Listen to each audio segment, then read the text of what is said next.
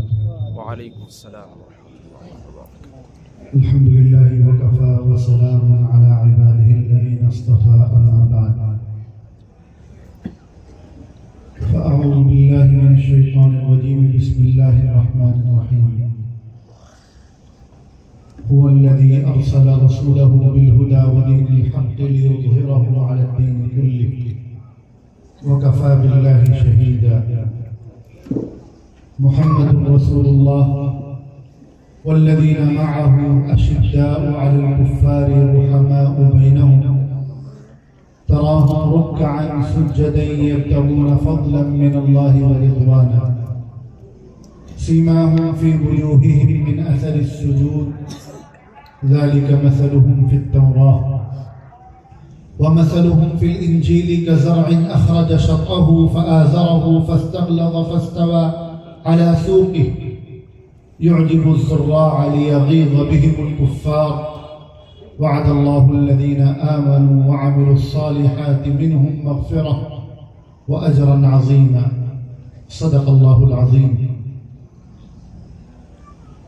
قال رسول الله صلى الله عليه وسلم الله الله في أصحابي لا تتخذوهم غرضا من بعدي فمن أحبهم فبحبي أحبهم ومن أبغضهم فببغضي أبغضهم أو كما قال عليه الصلاة والسلام. سرزمین محمود آباد کے انتہائی متحرک، فعال اور انقلابی علماء کرام، نوجوان، آج کے اس پروگرام کے منتظمین اور آپ تمام حضرات کا میں تہہ دل سے شکریہ ادا کرتا ہوں کہ آپ نے اس یادگار اور تاریخی پروگرام میں مجھے آنے کی دعوت دی اور جن اکابر اور مشائخ نے مدح صحابہ اور دفاع صحابہ کے سلسلے میں بے شمار قربانیاں پیش کی ہیں اور ہمیں یقین ہے کہ جن کا اللہ تعالیٰ کی نگاہ میں، حضور پاک صلی اللہ علیہ وسلم کی نگاہ میں ایک مقام ہے اور ہوگا انشاءاللہ، اسی سلسلے میں ہمیں بھی شامل ہونے کا موقع عطا فرمایا. اللہ تعالیٰ آپ تمام حضرات کو جزائے خیر عطا فرمائے اور ہماری اس تحریک کو، مدح صحابہ کے اس مشن کو تا قیامت جاری رکھے. ایک بات یاد رکھنی چاہیے کہ صحابہ کرام رضوان اللہ علیہم اجمعین کا تذکرہ کرنا، ان کی مدح کرنا، ان کی تعریف کرنا، ان کی عظمتوں کا بیان کرنا، یہ اللہ تعالیٰ کی بھی سنت ہے اور یہ رسول اللہ صلی اللہ علیہ وسلم کا بھی طریقہ ہے. اگر ساری دنیا میں کوئی ایک بھی صحابہ کرام کا دشمن نہ ہو، ساری دنیا کے مسلمان، سارے انسان صحابہ کرام سے محبت کرنے والے ہوں، ان کی عظمتوں کا پرچم بلند کرنے والے ہوں، کوئی ایک بھی صحابہ کا دشمن نہ ہو، تب بھی اہل ایمان پر یہ ذمہ داری عائد رہے گی کہ وہ صحابہ کرام کی عظمتوں کے بیان کی مجلسیں منعقد کریں. کیوں؟ چونکہ آپ حضرات اس تحریک سے بہت پہلے سے وابستہ ہیں اور ہر سال اس موضوع پر گفتگو سنتے ہیں، تو ہو سکتا ہے میں جو باتیں کہوں وہ ہمارے آپ کے لیے نئی نہ ہوں، لیکن ضرورت اس بات کی ہے کہ اس فکر کو، اس نظریے کو، اس عقیدے کو، اس سوچ کو اپنے ساتھ ساتھ اپنی نئی نسل کے اندر منتقل کیا جائے، اور جو وراثت ہمیں ہمارے بڑوں نے سپرد کی ہے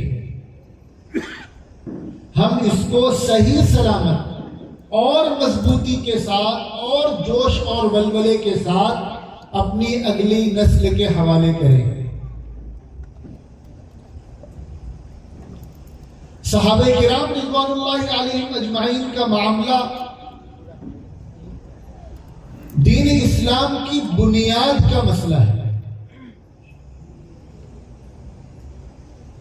پورا کا پورا دین ڈیپینڈ ہے، منحصر ہے حضرات صحابہ کرام رضوان اللہ علیہم اجمعین کے کردار اور ان کی عظمتوں پر۔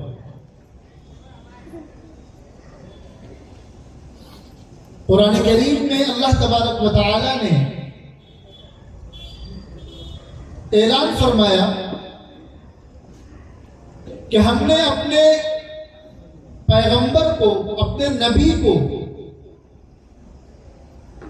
یہ دین اسلام دے کر بھیجا ہے تاکہ یہ دین ساری دنیا پہ چھا جائے، ساری دنیا پہ غالب آ جائے۔ اور اس کام کے لیے اللہ تعالیٰ نے اپنے ایک خاص منصوبے اور پلاننگ کے تحت انتخاب فرمایا ہے نبی کریم صلی اللہ علیہ وسلم کے ساتھ حضرات صحابہ کرام رضوان اللہ علیہم اجمعین کا۔ صحابہ کرام کوئی اتفاقی شخصیات نہیں ہیں۔ ایسا نہیں ہوا کہ محمد رسول اللہ صلی اللہ علیہ وسلم چونکہ مکہ مکرمہ میں پیدا ہوئے تو جو لوگ آپ کے پاس آتے چلے گئے اور آپ پر ایمان لاتے چلے گئے وہ صحابی بن گئے اور ان کو وہ مقام مرتبہ مل گیا۔ ایسا بالکل نہیں ہے۔ جس طرح اللہ تعالیٰ نے ایک خاص منصوبے کے تحت یہ طے کر دیا تھا کہ ہمیں مکہ مکرمہ کی سرزمین میں ایک وقت آئے گا جب ہم اپنے آخری پیغمبر کو بھیجیں گے اور ان کو 40 سال کی عمر میں نبوت عطا کریں گے اور ان پر قرآن پاک نازل فرمائیں گے، اور پھر کس طرح انہیں 13 سال مکہ مکرمہ میں گزارنا ہوگا اور اس کے بعد وہ مدینہ منورہ تشریف لے جائیں گے۔ جس طرح اللہ تعالیٰ نے یہ طے کر دیا تھا کہ آخری پیغمبر عبد المطلب ہوں گے اور ماں آمنہ ہوں گی اور دائی حلیمہ ہوں گی اور پرورش کرنے والے چچا ابو طالب ہوں گے، جس طرح اللہ تعالیٰ نے یہ طے کر دیا تھا اسی طرح یہ بھی طے فرما دیا تھا کہ آپ کے ساتھی کون کون ہوں گے، آپ کے گھر والے کون ہوں گے، آپ کی بیویاں کون ہوں گی، کون لوگ مکہ مکرمہ میں آپ کے ساتھ 3 سال شیب ابی طالب کا بائیکاٹ برداشت کریں گے، کون لوگ آپ کے ساتھ خانہ کعبہ میں پہلی مرتبہ نماز ادا کریں گے، کون لوگ آپ کے ساتھ دین کی دعوت کو لے کر جگہ جگہ جائیں گے اور مار کھائیں گے۔ سب اللہ تعالیٰ نے اس وقت طے کر دیا تھا جب اللہ تعالیٰ نے یہ منصوبہ اور یہ ارادہ فرمایا تھا کہ ہمیں کائنات میں اور زمین میں اپنے آخری پیغمبر کو بھیجنا ہے۔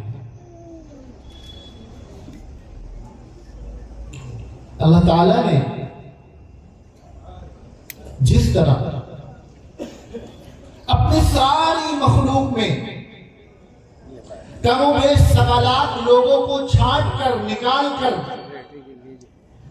ان کو نبوت عطا فرمائی، اپنا میسنجر بنایا، اپنا پیغمبر بنایا، جن کے ذریعے اللہ تعالیٰ نے اپنا دین، اپنی شریعت، اپنی ہدایات، اپنی گائیڈنس عام انسانوں تک پہنچائیں۔ اسی طرح اللہ تبارک و تعالی نے اس دین کی حفاظت کے لیے، اس دین کو دنیا کے کونے کونے تک پہنچانے کے لیے حضور پاک صلی اللہ علیہ وسلم کے ساتھ تعاون کرنے کے لیے، ان کا سپورٹ کرنے کے لیے جس جماعت کا انتخاب فرمایا ہے وہ جماعت ہے حضرات صحابہ کرام رضوان اللہ علیہم اجمعین۔ جس طرح کوئی انسان اپنی مرضی سے نبی نہیں بن سکتا، اللہ کا سلیکشن ہوتا ہے تب جا کر کوئی انسان نبی بنتا ہے۔ اللہ تعالیٰ منتخب فرماتے ہیں، چنتے ہیں کہ مجھے اس کو نبی بنانا ہے، اور پھر وہ مقام عطا فرماتے ہیں کہ پھر وہ نبی روئے زمین پر سب سے بڑا ہو جاتا ہے، اللہ کے بعد سب سے بڑا مقام مرتبہ اس کو مل جاتا ہے۔ اسی طرح کوئی انسان اپنی محنت سے، اپنی عبادات کی وجہ سے، کسی بھی وجہ سے، کسی بھی ذریعے سے مقام صحابیت کو نہیں پہنچ سکتا جب تک اللہ تعالیٰ نہ چاہے۔ اور جس طرح حضور پاک صلی اللہ علیہ وسلم پر اللہ تعالیٰ نے نبوت کا دروازہ بند کر دیا ہے، اسی طرح اللہ تعالیٰ نے صحابیت کا دروازہ بھی بند کر دیا ہے۔ اب قیامت تک نہ کوئی نیا نبی آ سکتا ہے اور نہ کوئی صحابی بن سکتا ہے۔ تو عقیدے کی بات کہ صحابہ کرام اللہ تعالیٰ کا انتخاب ہے، اللہ تعالیٰ کا سلیکشن ہے، اللہ تعالیٰ نے ان کو چنا ہے۔ اور کیوں چنا ہے؟ جب اللہ تعالیٰ نے اپنے آخری پیغمبر جناب محمد رسول اللہ صلی اللہ علیہ وسلم کو بھیجا تو نبیوں کا جو سلسلہ حضرت آدم علیہ السلام سے چلا آ رہا تھا وہ سلسلہ مکمل کر دیا۔ حضور سے پہلے جتنے نبی اور رسول آئے وہ ساری دنیا کے لیے نبی بن کر نہیں آئے، ہر زمانے کے لیے نبی بن کر نہیں آئے، تمام انسانوں کے لیے نبی بن کر نہیں آئے، اور ان کا لایا ہوا دین یہ قیامت تک کے لیے نازل نہیں کیا گیا، بلکہ جتنے نبی آئے ان کی نبوت کی اور ان کی لائی ہوئی شریعت کی ایک ایکسپائری ڈیٹ ہوتی تھی۔ اللہ تعالیٰ کو جب تک ان کا دین چلانا تھا دنیا میں تب تک اللہ تعالیٰ نے اس کی حفاظت کی، اور جب اللہ تعالیٰ کا یہ فیصلہ ہوا کہ نہیں اب نیا قانون بھیجنا ہے، نیا دین بھیجنا ہے، تو اللہ تعالیٰ نے اس سے حفاظت اٹھا لی، اور پھر شیطان اور شیطان کے لوگوں نے اس میں بگاڑ پیدا کر دیا۔ لیکن جب اللہ تعالیٰ نے اپنے آخری پیغمبر کو بھیجا تو ان 1.25 لاکھ نبیوں اور رسولوں میں پہلی مرتبہ کسی پیغمبر نے یہ اعلان کیا، قُلْ يَا أَيُّهَا النَّاسِ إِنِّي رَسُولُ اللَّهِ إِلَيْكُمْ جَمِيعًا، اے انسانوں میں تم سب کے لیے نبی بنا کر بھیجا گیا۔ حضور سے پہلے کسی نبی نے یہ اعلان نہیں کیا، اور جو کتاب اللہ تعالیٰ نے پیغمبر اسلام جناب محمد رسول اللہ صلی اللہ علیہ وسلم پر نازل فرمائی اس کے تعلق سے یہ اعلان فرما دیا، اِنَّا نَحْنُ نَزَّلْنَا الذِّكْرَ وَإِنَّا لَهُ لَحَافِظُونَ، کہ ہم ہی نے اس کتاب کو نازل کیا ہے اور اب ہم ہی اس کی حفاظت کر کے دکھائیں گے، کیونکہ اب اس کتاب کو قیامت تک چلنا ہے، اس کی کوئی ایکسپیریمنٹ نہیں ہے، تو ضروری ہے کہ اس کی حفاظت بھی اسی طریقے سے ہو۔ اور محمد رسول اللہ صلی اللہ علیہ وسلم پر نبوت ختم فرما دی، ما كان محمد ابا احد من رجالكم ولكن رسول اللہ وخاتم النبیین، کہ یہ محمد صلی اللہ علیہ وسلم اب اللہ کے آخری نبی ہے، اب آپ کے بعد کوئی نبی نہیں آئے گا۔ اور اس بات کو خود رسول اللہ صلی اللہ علیہ وسلم نے بتلایا، انا خاتم النبیین لا نبی بعدی۔ دیکھو ایک حدیث میں کہ آپ نے فرمایا کہ میرے بعد 30 بہت بڑے جھوٹے اور بہت بڑے دھوکے باز پیدا ہوں گے، اور ان میں سے ہر کوئی یہ کہے گا کہ میں اللہ کا نبی ہوں، لیکن یاد رکھنا کہ میں اللہ کا آخری نبی ہوں، اور اب قیامت تک کوئی نبی نہیں آئے گا۔ سارے انسانوں کے لیے نبی بنا کر بھیجا، آخری نبی بنا کر بھیجا، آپ کی لائی ہوئی کتاب اور آپ کے لائے ہوئے دین کی حفاظت کا اعلان فرمایا، اور یہ اعلان کر دیا اليوم اکملت لکم دینکم واتممت علیکم نعمتی ورضیت لکم الاسلام دینا، کہ آج ہم نے اس دین کو مکمل کر دیا ہے، اب قیامت تک یہی دین چلے گا، اس میں کوئی کمی بیشی نہیں ہوگی، اور قیامت تک آنے لیے، وہ دنیا کے کسی بھی خطے کا رہنے والا ہو، مغرب کا ہو کہ مشرق کا ہو کہ جنوب کا ہو کہ شمال کا ہو، گرم ملک میں رہنے والا ہو یا ٹھنڈے ملک میں رہنے والا ہو، ہندوستان کا ہو کہ افریقہ کا ہو کہ یورپ کا ہو، کہیں کا بھی رہنے والا ہو، کوئی بھی زبان بولنے والا ہو، مرد ہو یا عورت ہو، اب قیامت تک کامیابی کا دار و مدار دین اسلام پر ہے۔ الیوم اکملت لکم دینکم واتممت علیکم نعمتی ورضیت لکم الاسلام دینا۔ قیامت تک آنے والے تمام انسانوں کے لیے ہم نے دین اسلام کو بطور دین پسند کر لیا۔ اب یہی دین چلے گا قیامت تک۔ اب سوال یہ پیدا ہوتا ہے کہ جس پیغمبر کی نبوت کو قیامت تک جاری رہنا ہے اور جن کے بعد کوئی نیا نبی بھی نہیں آنا، جس پیغمبر کے لائے ہوئے دین کو قیامت تک باقی رہنا ہے، کوئی نیا دین بھی نہیں آنا، ہم جب اس پیغمبر کی زندگی پر نگاہ ڈالتے ہیں تو ہم یہ دیکھتے ہیں کہ 40 سال کی عمر میں آپ کو نبوت عطا فرمائی گئی اور 63 سال کی عمر میں اللہ تعالیٰ نے آپ کو واپس بلا لیا۔ آپ کی نبوت کے بعد کل عمر 23 سال ہے۔ نبوت آپ کی چلنی ہے قیامت تک۔ آپ جو دین لے کر آئے ہیں وہ دین چلنا ہے قیامت تک۔ آپ کی کتاب لے کر آئے اس کی حفاظت کا وعدہ اللہ تعالیٰ فرما رہے ہیں، اس کتاب کو چلنا ہے قیامت تک۔ تو پھر اللہ تعالیٰ نے اس دین کی حفاظت کے لیے اور اس دین کو دنیا کے کونے کونے تک پہنچانے کے لیے، اور میں آگے بڑھ کر بات کہہ رہا ہوں، اس کو اپنے ذہنوں میں بٹھا لیجئے گا، نبی کی ختم نبوت کی حفاظت کے لیے اللہ تعالیٰ نے جس جماعت کا انتخاب فرمایا ہے اس جماعت کا نام ہے حضرات صحابہ کرام رضوان اللہ علیہم اجمعین۔ اور یہ اتفاقی طور پہ یہ جماعت نہیں بن گئی، اٹھائیے قرآن، اللہ تعالیٰ صحابہ کرام کا تذکرہ کر رہے ہیں، ان کی صفات بیان کر رہے ہیں، اور صفات بیان کرنے کے بعد کیا فرما رہے ہیں؟ ذَلِكَ مَثَلُهُمْ فِي التَّوْرَاةِ، یہ وہ لوگ ہیں، یہ وہ جماعت ہے، یہ وہ افراد ہیں جن کا تذکرہ ہم نے توریت میں کیا ہے۔ اور ہر مسلمان یہ بات جانتا ہے کہ توریت اللہ تعالیٰ کی ایک کتاب کا نام ہے جو اللہ تعالیٰ نے اپنے جلیل القدر پیغمبر حضرت موسیٰ علیہ السلام پر نازل فرمائی تھی، اور حضرت موسیٰ علیہ السلام کا جو زمانہ ہے وہ آخری پیغمبر جناب محمد رسول اللہ صلی اللہ علیہ وسلم سے لگ بھگ 2000 سال پہلے کا ہے۔ کتنے سال پہلے کا ہے؟ 2000 سال۔ اللہ تعالیٰ 2000 سال پہلے حضرت موسیٰ پر جس کتاب کو نازل فرما رہے ہیں اس میں صحابہ کرام کا تذکرہ کر رہے ہیں، اور خالی تذکرہ نہیں کر رہے ہیں، ان کی صفات بیان فرما رہے ہیں۔ اشداء علی الکفار رحماء بینہم تراہم رکعا سجدا، اور اللہ تعالیٰ ان کی طرف سے وکیل بن کر گواہی دے رہے ہیں 2000 سال پہلے۔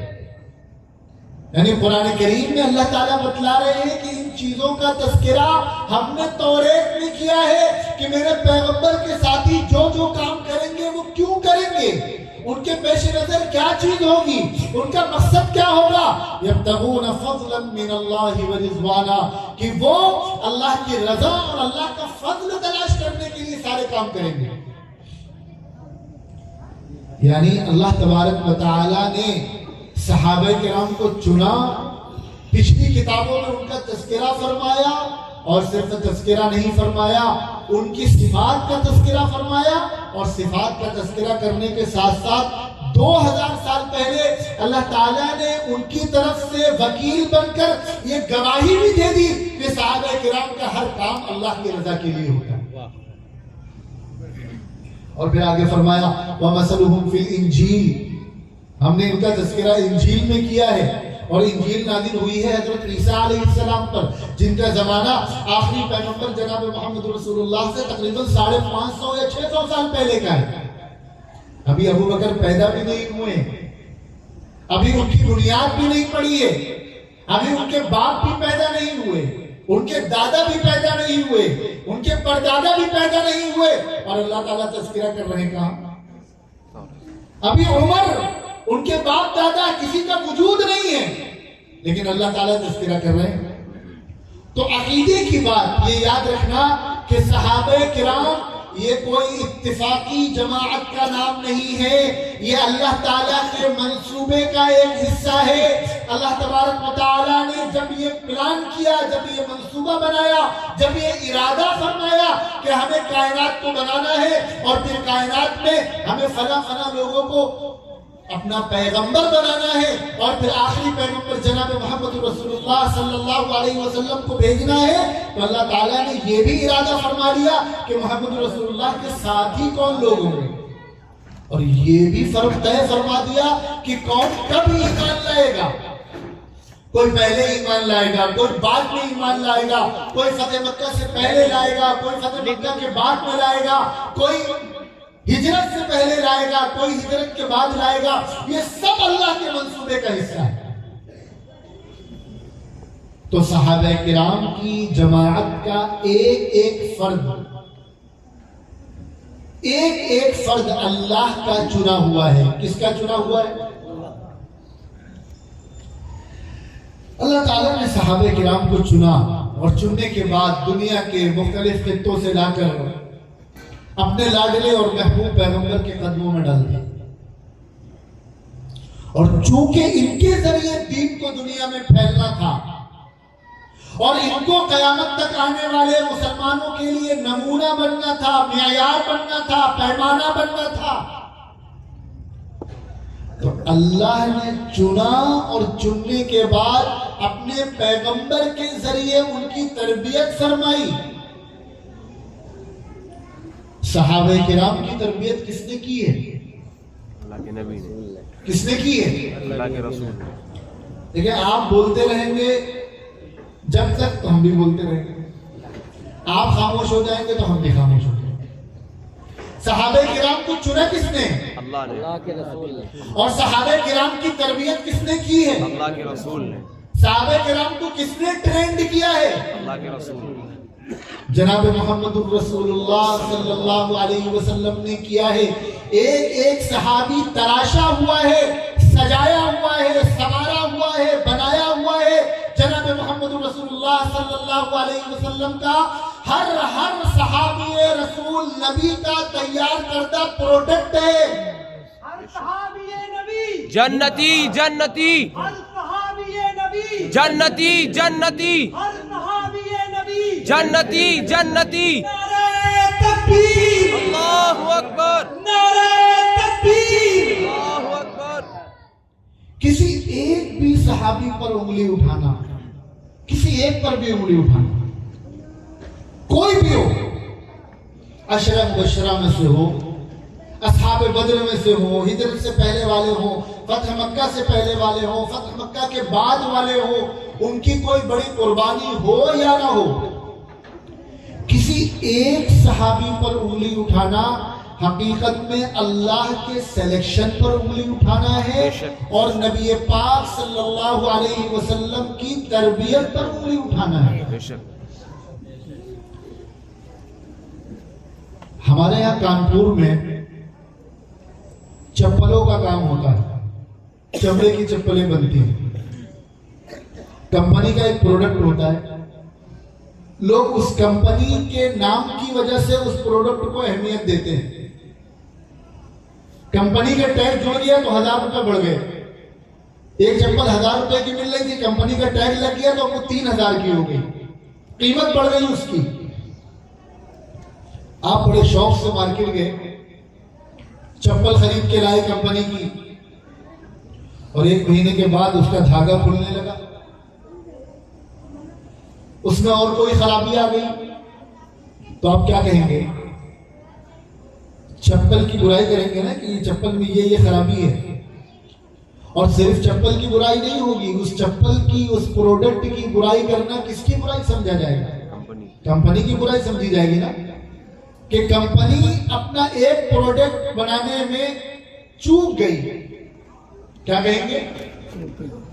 کمپنی نے سارے پروڈکٹ تو بہت اچھے بنائے لیکن ایک پروڈکٹ کو صحیح ٹچ نہیں دے پائی، دھیان نہیں دے پائی۔ یاد رکھنا ہر صحابی رسول نبی پاک صلی اللہ علیہ وسلم کا تیار کردہ پروڈکٹ ہے۔ کسی ایک صحابی پر بھی انگلی اٹھانا یہ اصل میں حضور پاک صلی اللہ علیہ وسلم کو نشانہ بنانا ہے کہ آپ اپنی تربیت میں چوک گئے، معاذ اللہ ثم معاذ اللہ۔ ہر مسلمان کا یہ عقیدہ ہے، یہ ایمان ہے کہ نبی کا تیار کردہ ایک ایک فرد آفتاب و مہتاب ہے، اس کے اندر کوئی کمی نہیں۔ نبی بھی کامل اور مکمل، اور نبی کا تیار کردہ ایک ایک فرد کامل اور مکمل۔ اس کے اندر چراغ لے کر بھی ڈھونڈا جائے تو کوئی کمی نہیں نکالی جا سکتی، کیونکہ وہ اللہ کا انتخاب ہے، اللہ کا سلیکشن ہے اور نبی کا تیار کردہ ہے، نبی نے اس کی تربیت کی ہے۔ آج کے دور میں کسی بڑے عالم دین، کسی بڑے بزرگ، کسی بڑے پیر نے اگر کسی کی تربیت کی ہو، کوئی ان کی خدمت میں رہا ہو تو اس کی عزت ذرا بڑھ جاتی ہے نا، اس کا مقام بڑھ جاتا ہے۔ یہ تو فلاں عالم دین کے خادم ہیں، یہ تو فلاں کی تربیت میں رہے ہیں، یہ تو فلاں کے بیٹے ہیں، اور جن کی تربیت محمد رسول اللہ نے کی ہو ان کے مقام و مرتبے کا کوئی سوچ سکتا ہے؟ اگلی بار اللہ نے چنا، کس نے چنا؟ اللہ۔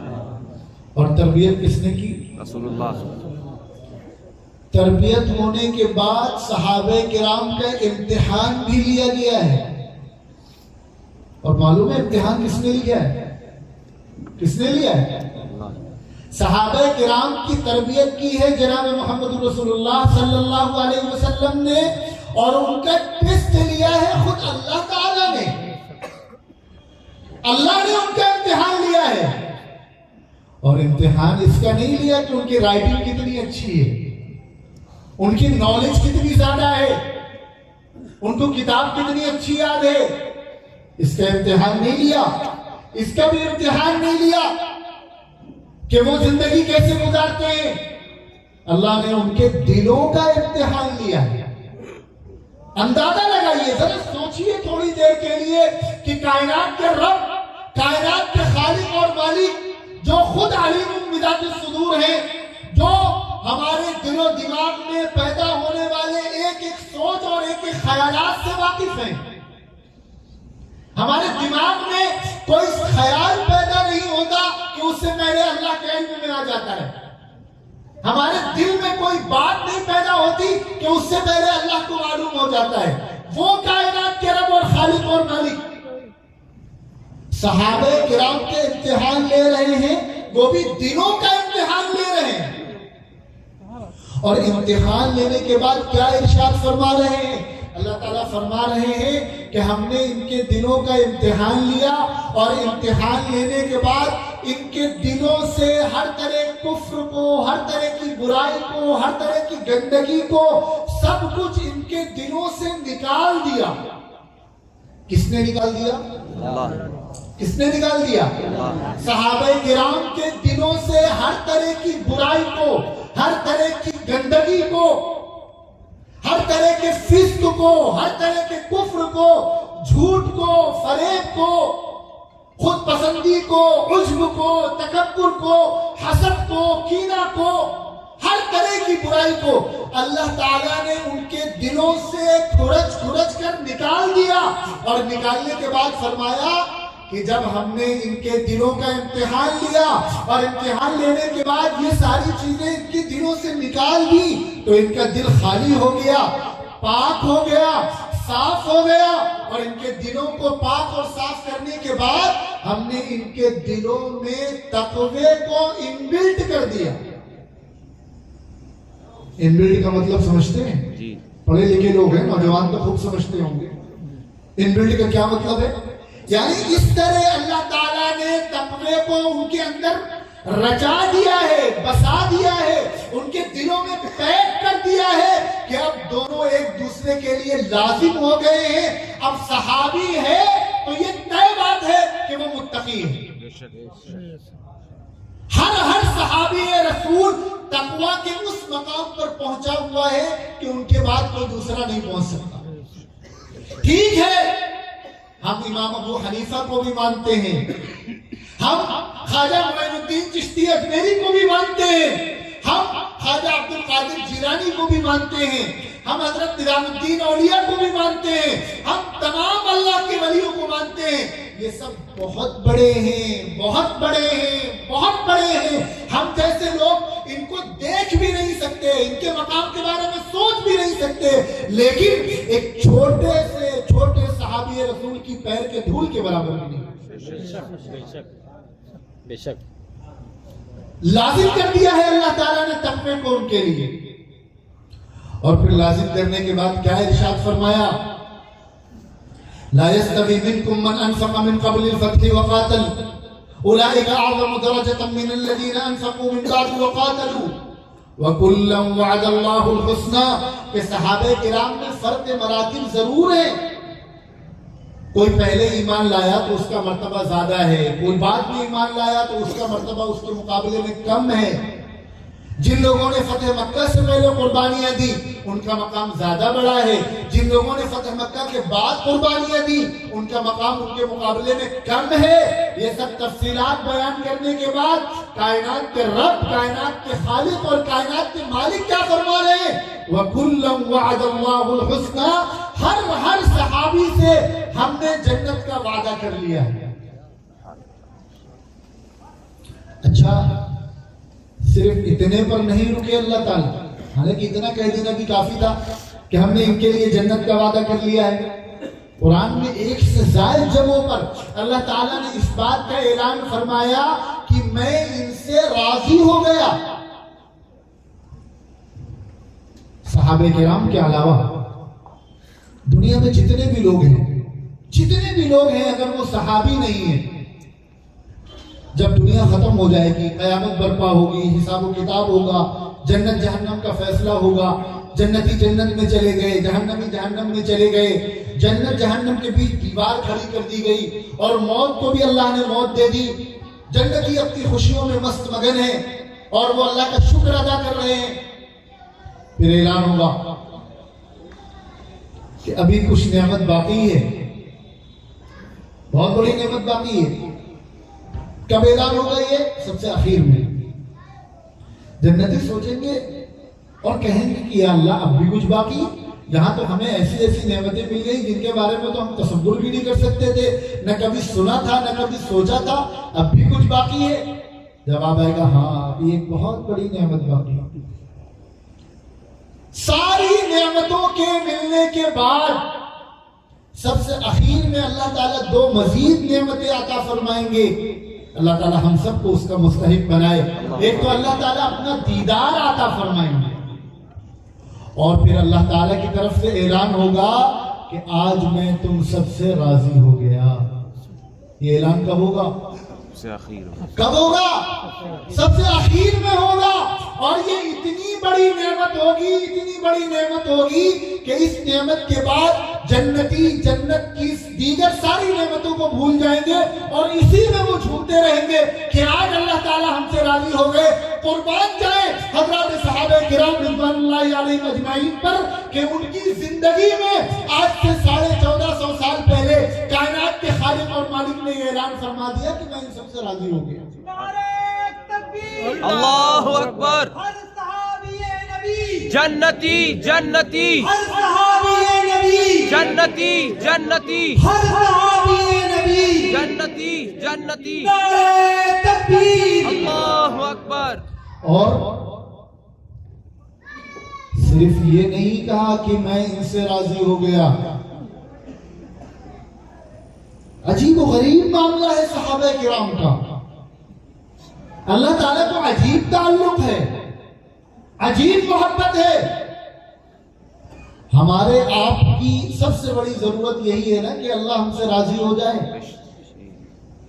ہمارا دین, ایمان, کلمہ, نماز, روزہ, یہ جلسہ, یہ تقریر, آپ کو یہاں اتنی دیر تک بیٹھنا, یہ سب کچھ کس لیے ہے؟ کہ اللہ ہم سے راضی ہو جائے. ذرا اندازہ لگائیے کہ صحابہ کرام کیا سے اور اللہ کو اور اللہ کے نبی کو ان سے کیسا تعلق تھا اور کیسی محبت تھی کہ اللہ تعالیٰ نے صرف اسی پر اکتفا نہیں کیا کہ میں ان سے راضی ہو گیا، بلکہ خود صحابہ کی طرف سے وکیل بن کر اللہ تعالیٰ بتلا رہے ہیں کہ یہ بھی مجھ سے راضی ہو گئے۔ اللہ تعالیٰ کو ضرورت ہے کسی کی رضا کی؟ پوری دنیا میں کوئی بھی اللہ سے راضی نہ ہو تب بھی اللہ کی خدائی میں کوئی فرق پڑنے والا نہیں ہے، لیکن اس محبت کا اظہار ہو رہا ہے کہ صرف یہ نہیں کہ میں ان سے راضی ہو گیا بلکہ یہ بھی مجھ سے راضی ہو گئے۔ سیدنا صدیق اکبر رضی اللہ عنہ تشریف فرمائے، دقتوں سے گزر رہے ہیں، پریشانیوں سے گزر رہے ہیں، کپڑے بھی سب عجیب و غریب ہیں، اللہ تعالیٰ جبرائیل امین کو بھیجتے ہیں اپنے محبوب پیغمبر جناب محمد رسول اللہ صلی اللہ علیہ وسلم کے پاس اور کہتے ہیں کہ محمد صلی اللہ علیہ وسلم آپ اپنے دوست صدیق سے پوچھئے کہ کیا وہ مجھ سے راضی ہیں؟ اللہ اکبر۔ اللہ پوچھوا رہے ہیں سیدنا صدیق اکبر سے کہ کیا وہ مجھ سے راضی ہیں؟ ابھی تک ہم صحابہ کا مقام سمجھے ہی نہیں۔ آج بھی لوگ کہتے ہیں کہ وہ بھی ہمارے جیسے تو انسان تھے، وہ کوئی الگ نہیں تھے، حضور کے زمانے میں پیدا ہو گئے تو ان کو یہ مقام اور یہ مرتبہ مل گیا۔ ایسے لوگوں کے عقل پر سوائے ماتم کے اور کچھ نہیں کیا جا سکتا۔ اللہ کو اتنی محبت ہے صحابہ کرام سے، ہم جس دین کو مانتے ہیں اس دین کا نام کیا ہے؟ اسلام کے معنی کیا ہے؟ اتباع، سلامتی والا دین۔ ہم جس دین کو مانتے ہیں وہ دین محبت والا دین ہے، وہ دین لڑائی جھگڑے کو پسند نہیں کرتا۔ ہمارا دین ہم کو یہ سکھاتا ہے، توجہ سے سنیے، ہمارا دین ہم کو یہ سکھاتا ہے کہ اگر تم کو کوئی برا بھلا کہہ دے تو صبر کر لو، کوئی تمہیں تکلیف پہنچا دے صبر کر لو، ہے کہ نہیں؟ ارے ہے کہ نہیں؟ بولتے بھی تو رہیے۔ ہمارے پیغمبر ہم کو کیا سکھا رہے ہیں کہ اگر تم حق پر ہونے کے باوجود خاموش ہو جاؤ گے تو اللہ تعالیٰ کی طرف سے تمہاری طرف سے جواب دیا جائے گا۔ اللہ تعالیٰ فرشتے کو متعین کریں گے کہ وہ تمہاری طرف سے جواب دیا جائے۔ لڑائی جھگڑے کو پسند نہیں کیا گیا، لڑائی جھگڑے کو اتنا دین اسلام ناپسند کرتا ہے کہ آقا صلی اللہ علیہ وسلم نے فرمایا کہ مجھے شب قدر بتا دی گئی تھی لیکن میں باہر آیا تو دو لوگوں میں جھگڑا ہو رہا تھا، اس جھگڑے کی نحوست سے شب قدر بھلا دی گئی اور یہ کہا گیا کہ 5 راتوں میں 1 رات کو تلاش کریں۔ لڑائی جھگڑا اتنا ناپسند ہے دین اسلام میں، شریعت میں، نبی کو، اللہ کو اتنا ناپسند ہے، لیکن اس کے باوجود اللہ کو صحابہ کرام سے ایسی محبت ہے کہ جب معاملہ صحابہ کرام کا آتا ہے تو اللہ تعالیٰ بھی خاموش نہیں رہتے۔ قرآن پاک پڑھیے، میں نے شروع میں عرض کیا تھا کہ صحابہ کرام کی تعریف بیان کرنا، ان کی مدح کرنا، ان کا تذکرہ کرنا یہ اللہ کا طریقہ ہے۔ پورا قرآن صحابہ کرام کی تعریف سے بھرا پڑا ہے، ان کے تذکروں سے بھرا پڑا ہے۔ اب اگلی بات سنیے، قرآن کریم کی دوسری سورت سورہ بقرہ، اللہ تعالیٰ ایک منظر کھینچ رہے ہیں، پیچھے سے ایک سلسلہ چلا آ رہا ہے، وَإِذَا قِيلَ لَهُمْ آمِنُوا كَمَا آمَنَ النَّاسِ، اور جب ان کافروں سے، مشرکوں سے کہا جاتا ہے کہ تم اس طرح ایمان لاؤ جس طرح یہ صحابہ کرام ایمان لائے، جس طرح ابو بکر و عمر ایمان لائے، جس طرح عثمان و علی ایمان لائے، تو یہ کیا کہتے ہیں؟ قالوا انؤمن كما آمن السفهاء، کہ میں ان بے وقوفوں کی طرح ایمان لائے۔ کفار مکہ نے، صحابہ کے دشمنوں نے صحابہ کرام کو کیا کہا؟ کیا کہا؟ بے وقوف کہا۔ کیا کہا؟ وہ رب جو ہمیں یہ تعلیم دیتا ہے کہ صبر اختیار کرو، خاموشی اختیار کرو، جواب نہ دو، جواب نہ دینے کو زیادہ پسند کیا جا رہا ہے، لیکن جب معاملہ صحابہ کرام کا آ رہا ہے تو وہ رب خود جواب دے رہا ہے اور انہی الفاظ میں جواب دے رہا ہے اور اسی جگہ جواب دے رہا ہے، الا انہم هم السفہاء، ہرگز نہیں، یہ لوگ خود بے وقوف ہیں۔ صحابہ کرام کا تذکرہ کرنا، ان کی مدح بیان کرنا، یہ بھی اللہ کا طریقہ ہے۔ اور جس زمانے میں صحابہ کرام کو برا بھلا کہا جا رہا ہو تو اس کا جواب دینا بھی اللہ کا طریقہ ہے، اور اس سے آگے بڑھ کر اسی انداز میں جواب دینا اللہ کا طریقہ ہے، انہی الفاظ میں جواب دینا اللہ کا طریقہ ہے۔ اللہ تعالیٰ کوئی اور لفظ بھی لا سکتے تھے، اور کہیں اور بھی ایک آدھ آیت کے بعد، ایک آدھ صفحے کے بعد کسی اور صورت میں قرآن کی کسی اور جگہ پر اس کا جواب دیا جاتا، لیکن اللہ کی شان نے بھی اس بات کو گوارا نہیں کیا کہ میرے محبوب نبی کے ان دوستوں کو، ان یاروں کو کچھ کہا جائے اور کائنات کا رب ایک منٹ کے لیے بھی خاموشی اختیار کرے۔ اسی جگہ جواب دیا ہے۔ یہ ہے محبت اللہ تعالیٰ کی صحابہ کرام سے۔ تو اللہ تعالیٰ نے صحابہ کرام کو چنا، نبی کریم صلی اللہ علیہ وسلم نے ان کی تربیت فرمائی، اللہ تعالیٰ نے ان کے دلوں کا امتحان لیا، اور امتحان لینے کے بعد اللہ تعالیٰ نے ان میں سے ہر فرد کے لیے جنت کا وعدہ فرمایا اور اپنی رضا کا اعلان فرمایا، اور یہ طے کر دیا کہ قیامت تک آنے والا کوئی بھی بڑے سے بڑا انسان اب ان کے قدموں کی دھول تک بھی نہیں پہنچ سکتا۔ اور پھر اس کے بعد اللہ تعالیٰ نے ان کو پیمانہ بنایا، قرآن پاک میں ارشاد فرمایا ایک طبقہ ہے ہمارے درمیان، ہم ہی لوگوں میں سے ہیں، وہ بھی مسلمان ہیں، لیکن وہ یہ کہتے ہیں کہ صحابہ کرام معیار نہیں ہے۔ صحابہ کرام کیا نہیں ہے؟ معیار کا مطلب سمجھے؟ نمونہ، سیمپل۔ کمپنی کے پاس ایک سیمپل آتا ہے کہ اس کے مطابق ہمیں پروڈکٹ چاہیے، پھر اس ایک سیمپل کو سامنے رکھ کر کمپنی اپنے سارے پروڈکٹ تیار کرتی ہے۔ اس سیمپل کے مطابق جو پروڈکٹ ہوں گے وہی مارکیٹ میں بکیں گے، ورنہ ریجیکٹ ہو جائیں گے۔ ایسا ہی ہوتا ہے نا۔ اللہ تعالیٰ نے صحابہ کرام کے ایمان کو بھی قیامت تک کے لیے سیمپل اور نمونہ بنایا ہے، اور صحابہ کرام کی زندگی کو، ان کے اعمال کو بھی قیامت تک کے لیے نمونہ بنایا ہے۔ اور قرآن پاک میں ارشاد فرمایا فَإِنْ آمَنُوا بِمِثْلِ مَا آمَنْتُمْ بِهِ فَقَدْ اهْتَدَوْا۔ دیکھو ہم نے چنا اپنے محبوب نبی سے، ان کی ٹریننگ کروائی، ان کے دلوں کا امتحان لیا، اور امتحان لینے کے بعد ان کے دلوں سے ہر طرح کی گندگی کو باہر نکالا، ان کے دلوں میں تقوی کو لازم کر دیا، اور ان کے لیے اپنی رضا کا اور جنت کا اعلان فرمایا۔ اور اب سن لو، قیامت تک آنے والے ایمان والوں، مسلمانوں، تمہارا ایمان اب ان کی طرح ہوگا تبھی قابل قبول ہوگا۔ ان کے مطابق جس کا ایمان ہوگا وہ قابل قبول ہوگا۔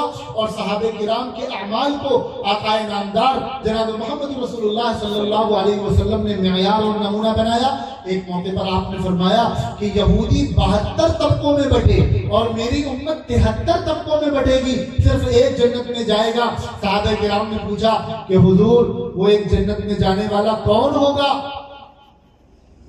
ہم سے اگر کوئی پوچھے کہ جنت میں کون جائے گا تو ہمارا جواب کیا ہوگا؟ ایمان والا ہو، نمازی ہو، روزے دار ہو، قرآن پڑھنے والا ہو، جھوٹ نہ بولتا ہو، والدین کی خدمت کرتا ہو، یہی تو کہیں گے، اور کیا کہیں گے؟ اور حضور بھی یہ کہہ سکتے تھے۔ صحابہ نے پوچھا حضور جنت میں کون جائے گا؟ آپ کہہ دیتے کہ جو قرآن پڑھے گا، جو قرآن کے مطابق زندگی گزارے گا، جو حدیث کے مطابق زندگی گزارے گا۔ لیکن نبی کو معلوم تھا کہ میرے بعد ایسے لوگ آئیں گے جو کہیں گے ہمارے لیے قرآن کافی ہے، ایسے لوگ آئیں گے جو کہیں گے ہمارے لیے حدیث کافی ہے۔ اللہ کے نبی نے ایک ایسا عظیم الشان ایسا جملہ ارشاد فرمایا ہے جس نے قیامت تک آنے والی تمام باطل تحریکوں کا ان کی دیوار ڈھا دی ہے۔ آپ نے فرمایا ما انا علیہ واصحابی، جنت میں وہ جائے گا جو میرے طریقے پر ہوگا اور میرے صحابہ کے طریقے پر ہوگا۔ اچھا اگر نبی یہ کہہ دیتے، صرف اتنا کہہ دیتے کہ جنت میں وہ جائے گا جو میرے طریقے پر ہوگا، تو کیا یہ بات کافی نہیں تھی؟ بات تو مکمل ہو جاتی، ظاہر ہے جنت میں وہی جائے گا جو نبی کے طریقے پر ہوگا۔ لیکن نبی کا کون سا طریقہ معتبر ہوگا؟ کون سا طریقہ نبی کے طریقہ مانا جائے گا؟ وہ طریقہ نبی کا طریقہ مانا جائے گا جس پر صحابہ کی مہر لگی ہوگی۔ وہ نماز مانی جائے گی جو صحابہ سے ملی ہو، وہ قرآن مانا جائے گا جو صحابہ سے ملا ہو، وہ روزہ اور وہ حج اور وہ زکوٰۃ اور وہ معاملات، وہ تجارت، وہ شادی بیاہ، ہر کام دین کا وہی قابل قبول ہوگا جو صحابہ کے ذریعے سے پہنچا ہو۔ صحابہ کو بائی پاس کر کے اگر کوئی محمد رسول اللہ تک پہنچنا چاہتا ہے تو مرتے مر جائے، لیکن یہ ممکن نہیں ہو سکتا۔ جس طرح اللہ رب العزت تک پہنچنے کے لیے جناب محمد رسول اللہ صلی اللہ علیہ وسلم کی سیرت، آپ کی ذات گرامی یہ زینہ ہے، اسی طرح نبی تک پہنچنے کے لیے صحابہ کرام زینہ ہے، ان کے بغیر کوئی نبی تک نہیں پہنچ سکتا۔ تو اللہ تعالیٰ نے صحابہ کرام کے ایمان کو معیار قرار دیا، رسول اللہ نے صحابہ کرام کے اعمال کو معیار قرار دیا۔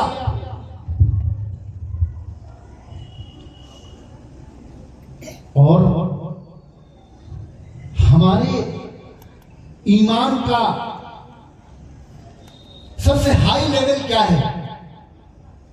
آقا فرما رہے ہیں لا یؤمن احدکم حتی اکون احب الیہ من والدہ وولدہ والناس اجمعین، کہ تم میں سے کوئی شخص اس وقت تک کامل مومن نہیں ہو سکتا جب تک اس کی محبت، اس کے دل میں میری محبت اپنے والدین، اپنی اولاد اور سارے انسانوں سے زیادہ نہ ہو جائے۔ یعنی جب تک مسلمانوں کے دل میں سب سے زیادہ نبی کی محبت نہیں ہوگی تب تک مسلمان کا ایمان مکمل نہیں ہوگا۔ اور الحمدللہ ہمیں اس بات پر فخر ہے، ہم فخر سے یہ بات کہتے ہیں کہ مسلمانوں کو اپنے نبی سے جیسی والہانہ محبت ہے، جیسی جنون اور دیوانگی کے حد تک محبت ہے، روئے زمین میں کسی بھی مذہب کے ماننے والوں کو اپنے مذہبی پیشواؤں سے اتنی کیا اس کی آدھی محبت بھی نہیں۔ ایک مسلمان سب کچھ برداشت کر سکتا ہے لیکن نبی کے سلسلے میں ذرہ برابر بھی برداشت نہیں کر سکتا۔ اور آج دنیا کو ہم سے اسی بات کی شکایت ہے کہ ایسے تو بڑے ٹھیک رہتے ہیں، ان کو کچھ کہہ دو، ان کی قوم کو کچھ کہہ دو، ان کا گھر گرا دو، ان کو جیل میں ڈال دو، ان کو آتنکوادی کہہ دو، جو چاہو کہہ دو، ان کی ماں بہن بیٹیوں کے بارے میں جو چاہو کہہ دو، لیکن یہ کوئی جواب نہیں دیتے ہیں، خاموش رہتے ہیں، صبر کیے رہتے ہیں، اپنے کام سے کام رکھتے ہیں۔ لیکن جہاں ان کے نبی کے بارے میں کچھ کہہ دو تو یہ سب کچھ چھوڑ کے روڈ پہ نکل آتے ہیں۔ یہ کہتے ہیں ہمارا گھر توڑنا ہے توڑ دو، کاروبار خراب کرنا ہے خراب کر دو، جیلوں میں ٹھوسنا ہے ٹھوس دو، لیکن ایک گنہگار سے گنہگار مسلمان کی اس بات کو برداشت نہیں کر پاتا کہ ہمارے پیغمبر کی شان میں ذرہ برابر بھی آ جائے۔ یہ ہمارے ایمان کی معراج ہے، اس سے ہمارا ایمان مکمل ہوتا ہے۔ اور اگر کسی کے دل میں نبی کی اتنی محبت نہ ہو تو اس کا ایمان ادھورا ہے، پھر وہ کامل مسلمان نہیں ہے۔ ہمارے ایمان کی معراج ہے کہ ہم کو جناب محمد رسول اللہ سے ایسی شدید محبت ہو جائے کہ سارے لوگوں سے زیادہ، اولاد سے بھی زیادہ محبت ہو۔ لیکن ذرا قربان جائیے حضرات صحابہ کرام رضوان اللہ علیہم اجمعین پر کہ نبی سے ان کو نبی کو ان سے اس سے زیادہ محبت ہے۔ آپ نے اتنے سالوں سے سیرت پر بیانات سن رہے ہیں، علماء بھی موجود ہیں، آپ مجھے کوئی ایک مثال پیش کریے سیرت سے کہ نبی نے اپنی وجہ سے کبھی کسی کو بد دعا دی؟ کوئی دے بتا سکتا ہے؟ اپنی وجہ سے نبی نے کسی کو بد دعا دی ہو؟ بلکہ وہ تو وہ پیغمبر رحمت تھے کہ جنہوں نے گالیاں کھا کر دعائیں دی۔ طائف کا وہ کتنا سخت منظر ہوگا کہ جب اللہ کا پیغمبر ہے، لاڈلا نبی ہے، معصوم نبی ہے، جس کے صدقے میں یہ کائنات بنی ہے، جس کے صدقے میں یہ زمین آسمان بنے ہیں، اور لوگ اس پر پتھر برسا رہے ہیں، اس کو لہو لہان کر رہے ہیں، اور آقا صلی اللہ علیہ وسلم پر پتھروں کی ایسی بارش ہوئی ہے کہ آپ کے نعلین مبارک یعنی آپ کے جوتوں میں خون رس رس کر آپ کے پیر، جوتوں کے جو تسمہ ہوتا ہے جوتے کا، اس سے پیر چپک جاتے ہیں خون کی وجہ سے۔ اور ایک جگہ تھک کر آپ تھوڑی دیر آرام کرنے کے لیے بیٹھتے ہیں تو وہ لوگ کچھ نوجوان لڑکوں کو لگا دیتے ہیں کہ ان کو یہاں سے اٹھا کر باہر کرو، تو حضور کو 2 منٹ آرام بھی، سستانے بھی نہیں دیتے۔ ان سخت حالات میں اللہ کے نبی نے جو دعا فرمائی ہے، اس دعا کے الفاظ ایسے عجیب و غریب ہیں کہ کوئی بھی آدمی اس کا مطلب سمجھ کر اس دعا کو پڑھ لے تو وہ ضبط نہیں کر پائے گا اور آنسو بہہ پڑے گا۔ حضور فرما رہے ہیں اللہ میں آپ سے اپنی کمزوری کی شکایت کرتا ہوں، آپ نے مجھے کن لوگوں کے حوالے کر دیا، کن لوگوں کے حوالے آپ نے مجھے کر دیا ہے۔ حضور اپنی کمزوری کا اظہار کر رہے ہیں اللہ کے سامنے، بڑے عجیب و غریب دعا ہے، لیکن اس کے باوجود اس کے کہ اللہ تعالیٰ نے فرشتے کو بھیجا، اللہ نے فرشتے کو بھیجا کہ وہ جا کر آپ سے پوچھے کہ اگر آپ اجازت دیں تو ان طائف والوں کو 2 پہاڑوں کے بیچ میں پیس کر ختم کر دیا جائے، لیکن اس وقت آقا صلی اللہ علیہ وسلم نے فرمایا کہ یہ لوگ آج مجھے نہیں پہچانتے، ہو سکتا ہے ان کے بعد میں آنے والی نسلیں مجھے پہچانیں۔ وہاں بھی آپ نے بد دعا نہیں کی۔ مکے میں کیا کیا کیا گیا آپ کے ساتھ، کتنا ستایا گیا، کتنا پریشان کیا گیا۔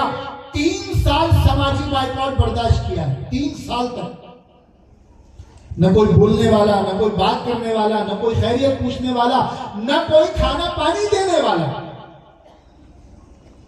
کتنے بچے بھوک کی وجہ سے تڑپ تڑپ کر زندگی کی بازی ہار گئے، لیکن اس کے باوجود آپ نے کبھی بھی، پوری آپ سیرت اٹھا کر دیکھ لیجئے، حضور نے کبھی بدلے کی بات نہیں کی، ریونج کی بات نہیں کی، حتیٰ کہ آپ کو اپنا شہر چھوڑنا پڑا۔ اس کے باوجود آپ نے کبھی یہ نہیں کہا کہ ایک دن آئے گا جب ہم ان کو دیکھیں گے، ان سے بدلہ لیں گے۔ غزوہ احد میں آپ کے دندان مبارک شہید ہوئے، خون بہا آپ کے، لیکن آپ نے بد دعا نہیں دی، نہ بدلے کی بات کری۔ لیکن 2 موقع ایسے ہیں، ایک موقع پر آپ نے جو بد دعا دی ہے ابھی اس کا تذکرہ آپ کے سامنے آئے گا، اور ایک موقع پر آپ نے بدلے کی بات کہی ہے۔ حضور کو صحابہ سے کتنی محبت ہے۔ صلح حدیبیہ کے موقع پر رسول اللہ صلی اللہ علیہ وسلم نے حضرت عثمان غنی رضی اللہ عنہ کو مکہ مکرمہ بھیجا ایک ڈیلیگیشن کے ساتھ کہ وہ مکے والوں سے جا کر بات کریں۔ حضرت عثمان کا ایک مقام تھا، ان کی ایک عزت تھی مکے کے لوگوں میں۔ آپ نے حضرت عثمان کو بھیجا، وہاں حضرت عثمان کو مکے والوں نے قید کر لیا۔ کیا کر لیا؟ ادھر یہ افواہ پھیل گئی، یہ خبر اڑ گئی کہ حضرت عثمان شہید کر دیے گئے۔ وہ پیغمبر جو رحمت للعالمین ہے، جس نے اپنی پوری زندگی کبھی بد دعا نہیں دی، کبھی بدلے کی بات نہیں کی۔ آپ کو معلوم اس پیغمبر کا رد عمل کیا تھا، اس کا ریئیکشن کیا تھا؟ جب آقا علیہ السلام کے پاس یہ خبر پہنچی کہ آپ کے ایک صحابی، آپ کے لاڈلے عثمان کو شہید کر دیا گیا ہے، تو حضور پاک صلی اللہ علیہ وسلم نے اس وقت آپ کے پاس جو صحابہ کرام موجود تھے، آپ کے ساتھ جو لوگ تھے، الگ الگ ان کی تعداد آتی ہے، کہیں 1400 1500 سے لے کر 2400 تک، آپ صلی اللہ علیہ وسلم نے ان سے اس بات پر بیعت لی اور ان سے وعدہ لیا کہ جب تک عثمان کا بدلہ نہیں لے لو گے چین سے نہیں بیٹھو گے۔ اور عجیب و غریب منظر ہے، ایک درخت کے نیچے حضور پاک صلی اللہ علیہ وسلم تشریف فرمائے ہیں اور صحابہ کرام آ رہے ہیں، حضور کے ہاتھ پہ ہاتھ رکھ رہے ہیں اور یہ وعدہ لے رہے ہیں، وعدہ کر رہے ہیں کہ ہم جب تک عثمان کا بدلہ نہیں لے لیں گے تب تک چین سے نہیں بیٹھیں گے۔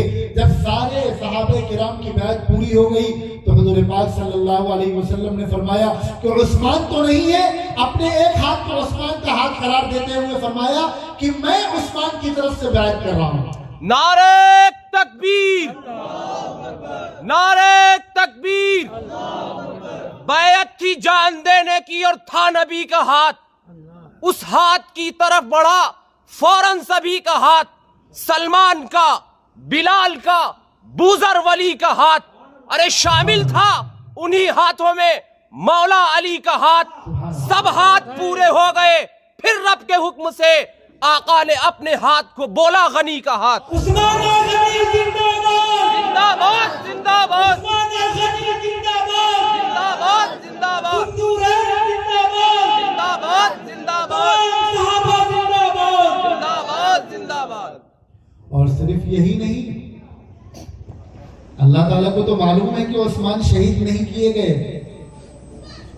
اللہ کو تو معلوم ہے نا, اللہ کو معلوم ہے کہ ابھی صرف قید کیا گیا ہے. اور اللہ تعالیٰ دیکھ رہے ہیں, اپنے پیغمبر کی ادا دیکھ رہے ہیں, پیغمبر کے جانثاروں کی ادا دیکھ رہے ہیں کہ یہ پیغمبر رحمت للعالمین جس نے کبھی بھی اپنے دشمنوں کو بھی بددعا نہیں دی, لیکن آج نبی کی صحابہ سے محبت کا وہ سمندر جوش مار رہا ہے, اور آپ صحابہ سے اس بات پر بیعت لے رہے ہیں کہ جب تک عثمان کا بدلہ نہیں لے لو گے چین سے نہیں بیٹھو گے.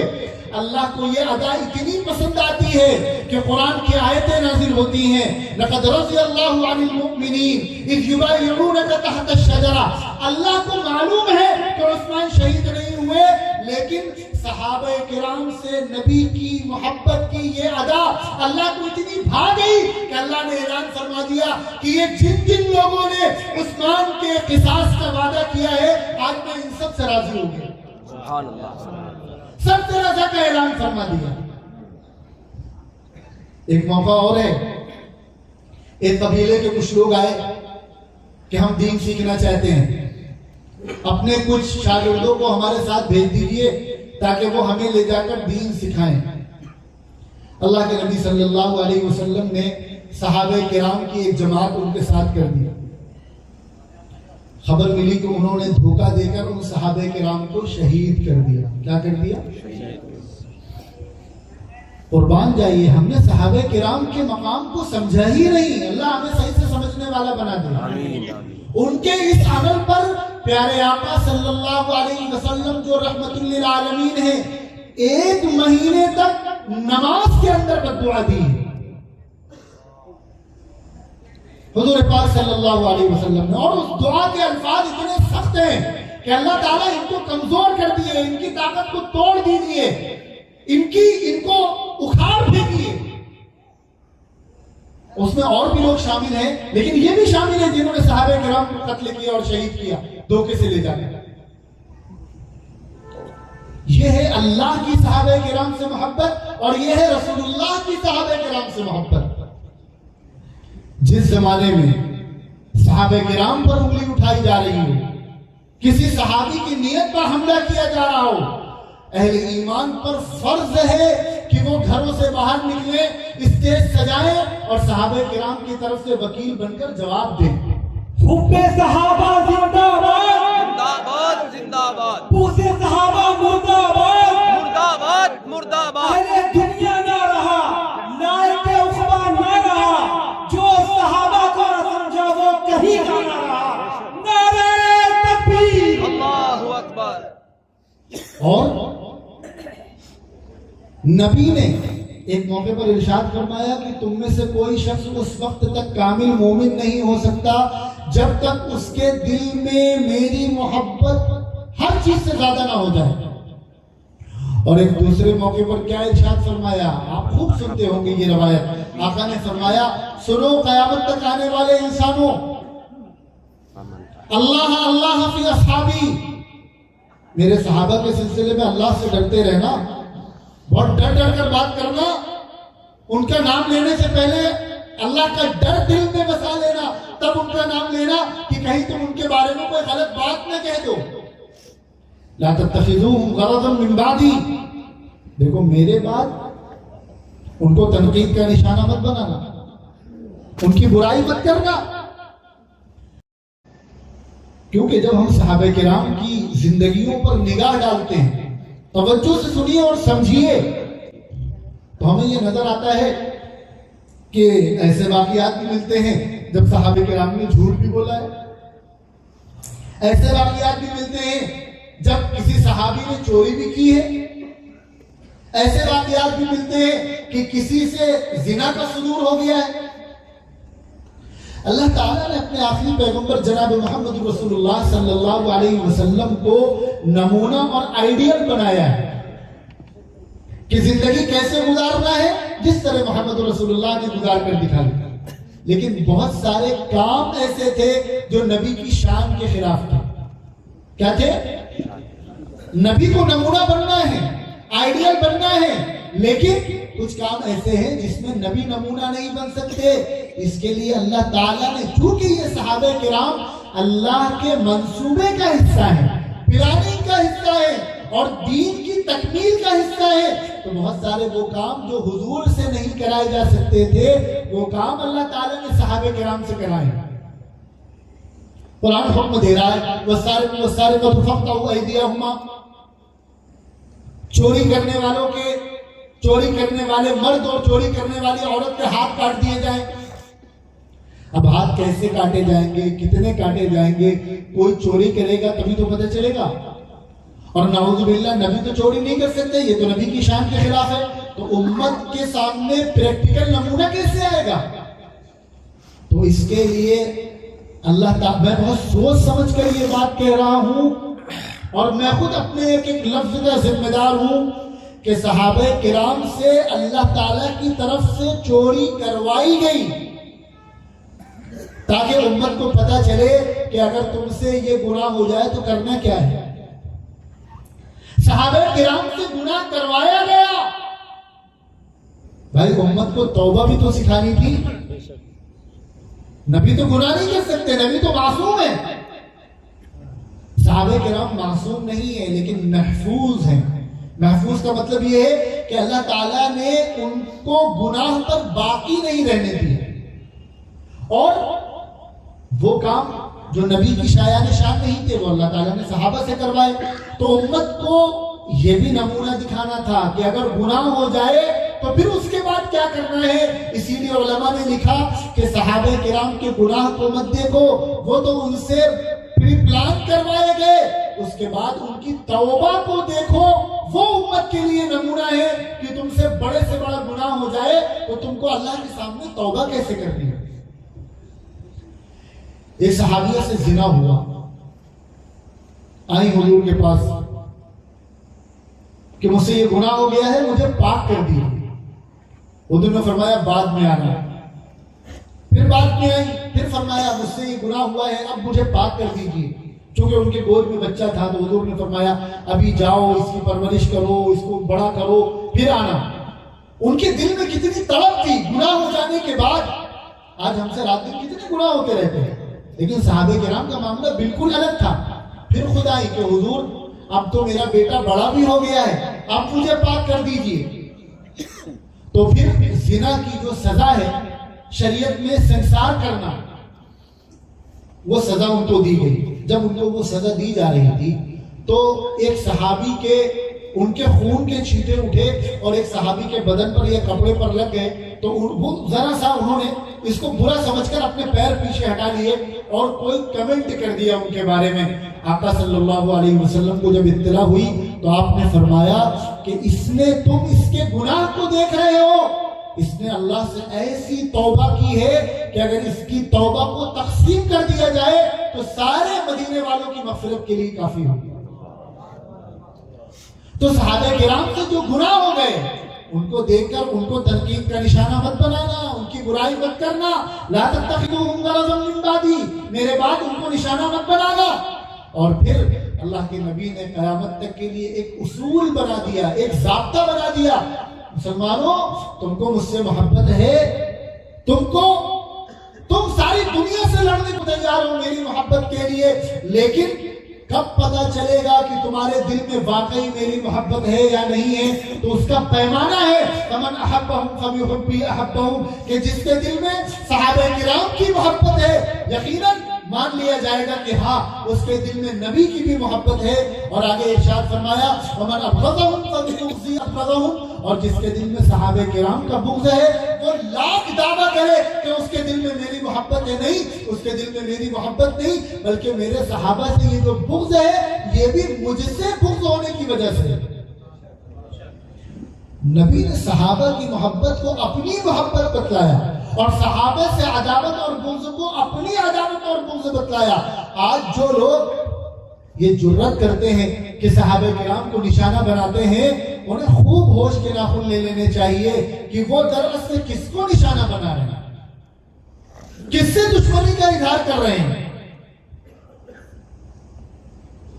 اور حضور نے कभी बद्दुआ नहीं दी अपने मसले पर। अजीब और गरीब मामला है सहाबे किराम का। इस्लाम में किसी मुसलमान पर लानत भेजना मना है,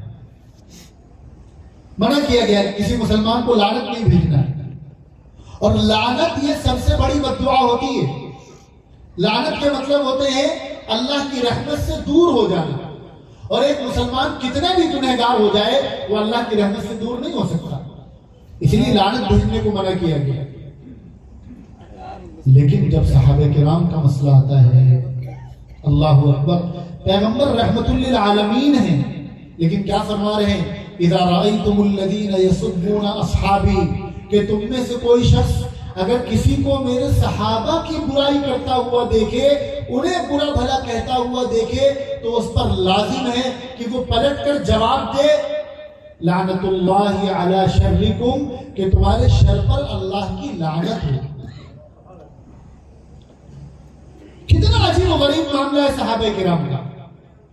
आज जो लोग सहाबे किराम पर या किसी एक सहाबी पर उंगली उठाते हैं, हम जब पलट कर उनको जवाब देते हैं तो हमारे बहुत से लोग कहते हैं कि मौलाना इतनी सख्त जुबान न इस्तेमाल कीजिए। अरे कम से कम मौलाना तो लगा लीजिए। पता नहीं आप वहां तक पहुंचे कि नहीं पहुंचे। मुझे नाम लेने की कोई हर्ज नहीं है, याद रखिएगा। बड़े से बड़ा आलिम, बड़े से बड़ा शेख, बड़े से बड़ा पीर, उसको जो भी मकाम और मर्तबा मिला है और जो इज्जत मिली है वो सदका है हजरत सहाबे किराम की जूतियों का।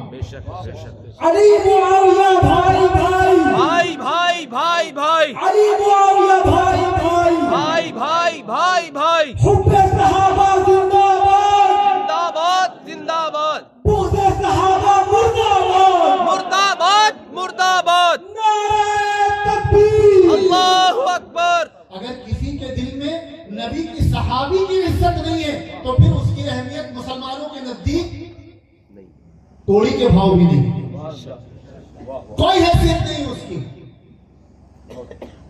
लोग कहते हैं अरे मजलिस में बात कर रहे हैं, उनकी बड़ी खिदमत रही हैं, बड़ा ये रहा है, बड़ा वो रहा है, उनके नाम के साथ मौलाना लगा लीजिए, साहब लगा दीजिए।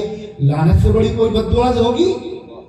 पैगंबर हुक्म दे रहे हैं कि ऐसे शख्स की हरकत पर लानत भेजो और उससे बरात का इजहार करो, बेजारी का इजहार करो। ऐसे लोगों को मुसलमानों के समाज में इज्जत नहीं मिलनी चाहिए, उनकी हौसला शिकनी होनी चाहिए, उनका हौसला तोड़ना चाहिए कि अगर किसी साहबी पर उंगली उठाओगे तो मुसलमानों के बाइज्जत लोगों में तुम्हारी गिनती नहीं होगी।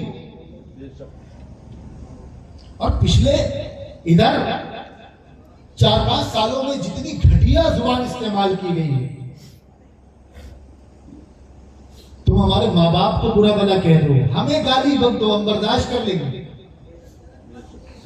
तुम रात दिन बुरा भला कहो और हमें छोड़ो, तुम किसी भी मुसलमान को, तुम्हारे हमारे उस्ताद को बुरा भला कह दो, तुम देवबंदियों को कह दो, तुम हनफियों को कह दो, तुम इमाम अबू हनीफा, इमाम शाफी, इमाम मालिक, अहमद बिन हंबल, अब्दुल कादिर जिलानी, मोइनुद्दीन चिश्ती, जिसको चाहो बुरा भला कह दो, गर्चे वो भी हमारे सर का ताज है, उनको तुम कुछ कहोगे तो हमारे दिल छलनी होंगे, लेकिन फिर भी 1 मिनट के लिए हम बर्दाश्त कर सकते हैं। लेकिन खुदा के वास्ते नबी के किसी एक सहाबी पर तुमने जुबान खींची तो मैं सख्त बात नहीं कहता, जमहूरी मुल्क है, ऐसे लोगों को मुसलमानों के दरमियान रहने का हक नहीं है, ऐसी जुबान को मुसलमानों के दरमियान रहने का हक नहीं है। बहुत खतरनाक मामला है सहाबे किराम का। अल्लाह के नबी सब कुछ बर्दाश्त कर सकते हैं, अपने किसी सहाबी की तौहीन बर्दाश्त नहीं कर सकते। अल्लाह को, दुनिया में बहुत से लोग हैं जो अल्लाह की गुस्ताख हैं, अल्लाह का इनकार करते हैं और उसके बावजूद भी खा पी रहे हैं, कारोबार कर रहे हैं, बढ़िया जिंदगी गुजार रहे हैं। अल्लाह की कोई गुस्ताखी कर रहा है, अल्लाह बर्दाश्त कर लेते हैं, मरने के बाद जो होगा देखा जाएगा। लेकिन मोहम्मद रसूलुल्लाह की गुस्ताखी अल्लाह को बर्दाश्त नहीं है। इसी तरह मोहम्मद रसूलुल्लाह अपनी तकलीफ बर्दाश्त कर सकते हैं, लेकिन सहाबे किराम की तौहीन मोहम्मद रसूलुल्लाह को भी बर्दाश्त नहीं। तुम कहते हो कि वो हजरत अली के मुकाबले में आ गए, इसलिए हम उनको नहीं मानेंगे और वो ऐसे हैं और वैसे हैं। अच्छा मुझे एक बात बताइए, कुरान कह रहा है کہ ہر صحابی جنتی ہے. قرآن کیا کہہ رہا ہے؟ ہر صحابی سے اللہ نے جنت کا وعدہ کر لیا ہے. ہر صحابی سے اللہ تعالیٰ راضی ہو چکے ہیں. ٹھیک ہے، صحابی کسے کہتے ہیں؟ صحابی کسے کہتے ہیں؟ ایمان کی حالت میں جس نے ایمان کی حالت میں حضور پاک صلی اللہ علیہ وسلم کو دیکھا ہو اور ایمان کی حالت سے دنیا سے گیا ہو. اتنا ہی ہے، اور بھی کوئی کنڈیشن لگی ہے؟ حضور صلی اللہ علیہ وسلم نے بھی اس کو دیکھا ہو. حضور صلی اللہ علیہ وسلم نے بھی اس کو دیکھا. اور بھی کوئی کنڈیشن ہے کہ اتنی نماز پڑھی ہو، اتنے روزے رکھے ہو، اتنی جنگوں میں حصہ لیا ہو، اتنی قربانی دی ہو؟ ایسی کوئی کنڈیشن ہے؟ ایک شخص جس نے ایمان کی حالت میں حضور کو دیکھ لیا یا حضور نے اس کو دیکھ لیا، ہو سکتا ہے وہ نابینا ہو. ایک صحابی ہے جو نابینا ہے، انہوں نے حضور کو نہیں دیکھا لیکن حضور نے ان کو دیکھا. تو ایمان کی حالت میں جس نے حضور کو دیکھ لیا ہو اور ایمان کی حالت میں دنیا سے چلا گیا ہو، پھر چاہے اس نے ایک وقت کی نماز نہ پڑھی ہو، 1 روپے صدقہ نہ دیا ہو، ایک حج اور عمرہ نہ کیا ہو، قرآن کی ایک آیت نہ سیکھی ہو، تب بھی وہ کائنات کے بڑے سے بڑے پیر، بڑے سے بڑے ولی، بڑے سے بڑے عالم سے بھی بڑا ہے. کیوں؟ کیونکہ وہ صحابی بن گیا. صحابہ کرام کے مسئلے میں ان کے اعمال دیکھ کر فیصلہ نہیں کیا جائے گا. اس اصول کو یاد رکھیے گا. دنیا کے انسانوں کی زندگی دیکھی جائے گی کہ ان کی زندگی کیسی ہے، کتنے متقی ہیں، کتنے پرہیزگار ہیں، کتنے سچے ہیں، کتنے دیانتدار ہیں، معاملات کے کتنے صاف ہیں. ان ساری چیزوں کو بنیاد بنا کر پھر فیصلہ کیا جائے گا. ہاں بھائی یہ بہت اچھا آدمی ہے اور یہ بہت اللہ کا قریبی ہے اور بڑا ولی ہے. اس کا فیصلہ کس بنیاد پر ہوگا؟ اس کے اعمال کو دیکھ کر. لیکن صحابہ کرام کے سلسلے میں ان کے اعمال کو دیکھ کر فیصلہ نہیں کیا جائے گا. تاریخ سے یہ بات ثابت ہو جائے کہ ہاں فلاں شخص صحابی ہے، دیگر صحابہ کرام اس کی صحابیت کی گواہی دے دے، پھر اب اس کی زندگی کو دیکھا ہی نہیں جائے گا، وہیں پر قلم روک لیا جائے گا، وہیں پر زبان بند کر لی جائے گی.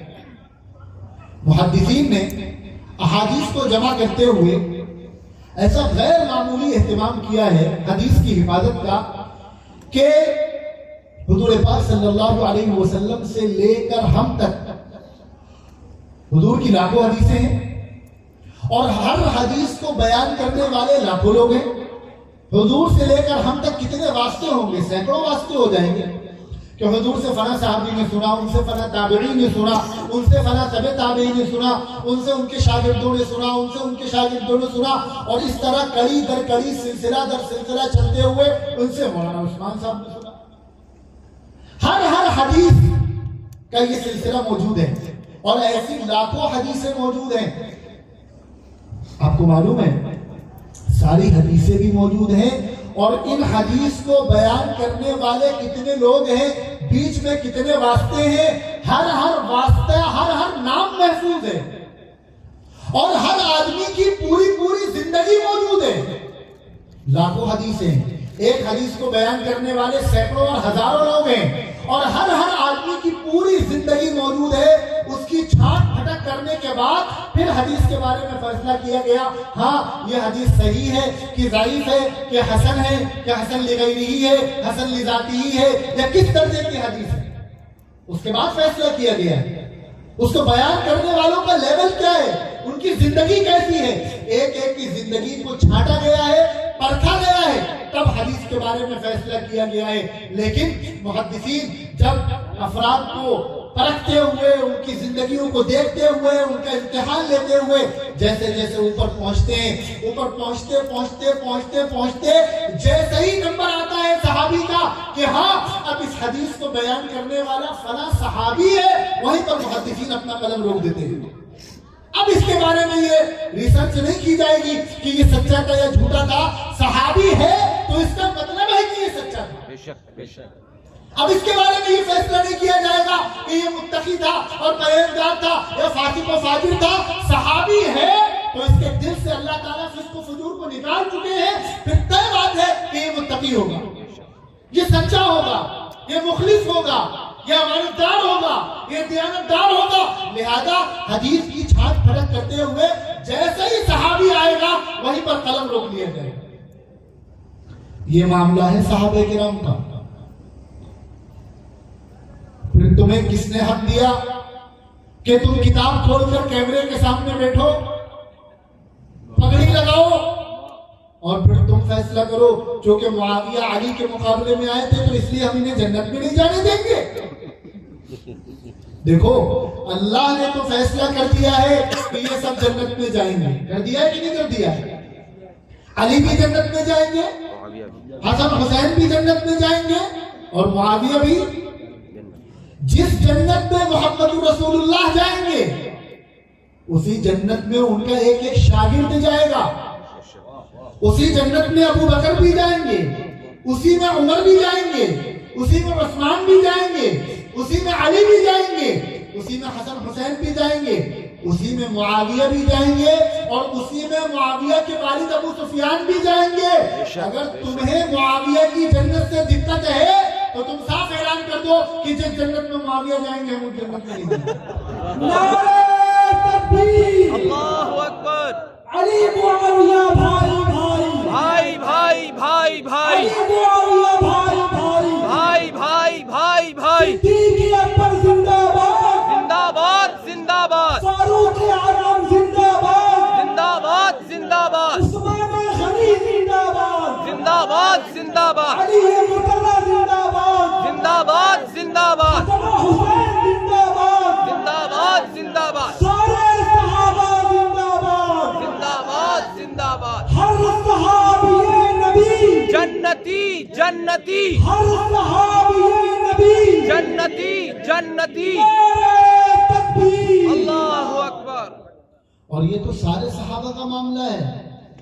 اور پھر وہ صحابی جس کے دین کے لیے بڑی قربانیاں ہوں، بڑی خدمات ہوں، جس کو اللہ کے رسول نے وحی کی کتابت کے لیے مقرر کیا ہو. وحی نازل کرنے والی ذات کون سی ہے؟ اور وحی کی حفاظت کرنے والی قرآن میں اللہ نے کہا نا اِنَّا نَحْنُ نَزَّلْنَا الذِّكْرَ وَإِنَّا لَهُ لَحَافِظُونَ کہ ہم نے نازل کیا اور ہم ہی اس کی حفاظت کریں گے. اور حفاظت کرنے کے لیے اللہ کے پیغمبر اللہ کے حکم سے جو سب سے پہلا طریقہ اختیار کر رہے ہیں وہ یہ ہے کہ حضور اپنے کچھ شاگردوں کو بلاتے ہیں اور ان سے کہتے ہیں کہ مجھ سے سنو اور لکھو. یہ حضور کس کے کہنے پر کر رہے ہیں؟ کس کے کہنے پر کر رہے ہیں؟ اللہ کے کہنے پر کر رہے ہیں. اور ان میں سے حضور چنتے ہیں یہ نوجوان بڑا ہوشیار ہے، بہت تیز ہے، اس کے یہ دین کے بہت کام آ سکتا ہے. دنیا والے تو اس کے باپ کو دیکھ رہے ہیں، اس کا چہرہ دیکھ رہے ہیں، اس کا خاندان دیکھ رہے ہیں، اور اللہ تو اس کا دل دیکھ رہے ہیں. اللہ اس کا دل دیکھ رہے ہیں. حضور فرماتے ہیں معاویہ آؤ کتاب قلم اٹھاؤ اور قرآن لکھو. تم معاویہ کو نبی سے الگ کر پاؤ گے؟ تم معاویہ یہ اللہ کے چنے ہوئے ہیں، اللہ کا انتخاب ہے. اللہ نے حضور کو یہ مشورہ دیا کہ فلاں فلاں لوگوں سے آپ قرآن لکھوائیے. نبی کوئی کام اپنی مرضی سے نہیں کہتے نہ کرتے ہیں. اور ایک روایت میں ہے جس کا حوالہ مجھے بھی یاد نہیں ہے، میں بعد میں نکال کر دے بھی سکتا ہوں، ابھی یاد آئی کہ ایک روایت ہے کہ حضرت معاویہ رضی اللہ عنہ حضور کی مجلس میں بیٹھے ہیں اور کچھ لکھ رہے ہیں. حضرت جبرائیل علیہ السلام تشریف لاتے ہیں اور حضور سے فرماتے ہیں کہ یہ جو آپ کے پاس بیٹھے ہیں یہ بہت امانتدار ہیں. کون کہہ رہا ہے؟ اور جبرائیل ظاہر اپنی مرضی سے تو نہیں کہہ رہے ہیں، اللہ کی طرف سے کہلوایا جا رہا ہے. فتح مکہ سے کچھ پہلے ایمان لائے اور فتح مکہ کے موقع پر اپنے ایمان کا اعلان کیا، اور دیکھتے ہی دیکھتے حضور کے اتنے قریبی ہو گئے کہ فتح مکہ کے بعد حضور نے فرمایا کہ اب کوئی مسلمان مکے سے مدینہ ہجرت نہیں کرے گا. اب جو مکے میں ہے وہ مکے میں رہو اور جو مدینے میں ہے وہ مدینے میں رہو، کوئی ادھر سے ادھر نہیں جائے گا. لیکن اپنے اس فیصلے سے الگ ہٹ کر خاص طور پر حضور صلی اللہ علیہ وسلم حضرت معاویہ کو مکے سے مدینے لے کر آئے. نعرہ تکبیر. مامو جان امت سیدنا امیر معاویہ زندہ باد. فاتح شام زندہ باد. کاتب قرآن زندہ باد. مامو جان زندہ باد. علی معاویہ بھائی بھائی. علی معاویہ بھائی بھائی. مامو جان زندہ باد. نعرہ تکبیر. اور پھر اللہ کے نبی نے ان کو صرف وحی کی کتابت کے لیے نہیں رکھا بلکہ اپنا خصوصی خادم بنایا. اور آپ کے جو مہمان آیا کرتے تھے باہر سے ان کی خدمت کے لیے رکھا. اچھا ایک باپ کے 4 بیٹے ہوں تو باپ کے پاس کوئی مہمان آئے تو ان کی خدمت کے لیے کس بیٹے کا انتخاب کرتا ہے؟ جو سب سے زیادہ فرما بردار ہو اسی کا تو انتخاب کرتا ہے. آپ کسی نالائق بیٹے کو اپنے مہمان کی خدمت کے لیے رکھیں گے؟ اس کے ذمہ یہ ذمہ داری ڈالیں گے؟ نہیں ڈالیں گے. کیوں؟ کیا پتہ ناک کٹوا دے. بھائی یہ مہمان کی جیسی خدمت کرے گا مہمان ہمارے بارے میں بھی وہی رائے قائم کرے گا. مہمان یہ فیصلہ کرے گا ہاں بھائی ان کی تربیت کیسی ہے. حضور کے پاس جو لوگ آ رہے ہیں حضور یہ ان سے کہہ رہے ہیں کہ میں اللہ کا پیغمبر ہوں, اللہ کا آخری نبی ہوں, مجھ پر وحی آتی ہے, میں اس ٹیم کو تیار کر رہا ہوں. کیا حضور ان کی خدمت کے لیے کسی بھی ارے غیرے کو رکھتے تھے؟ حضور نے اعتماد کیا تو کس پر کیا؟ حضرت معاویہ پر اعتماد فرمایا اور ان کو مہمانوں کی خدمت کے لیے رکھا.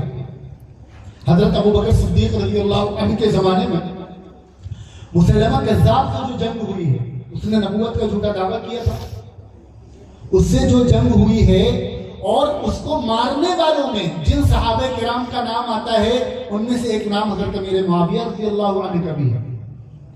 مسلمہ کذاب کو قتل کرنے والوں میں. اور حضرت ابو بکر صدیق نے ان پر اعتماد کیا.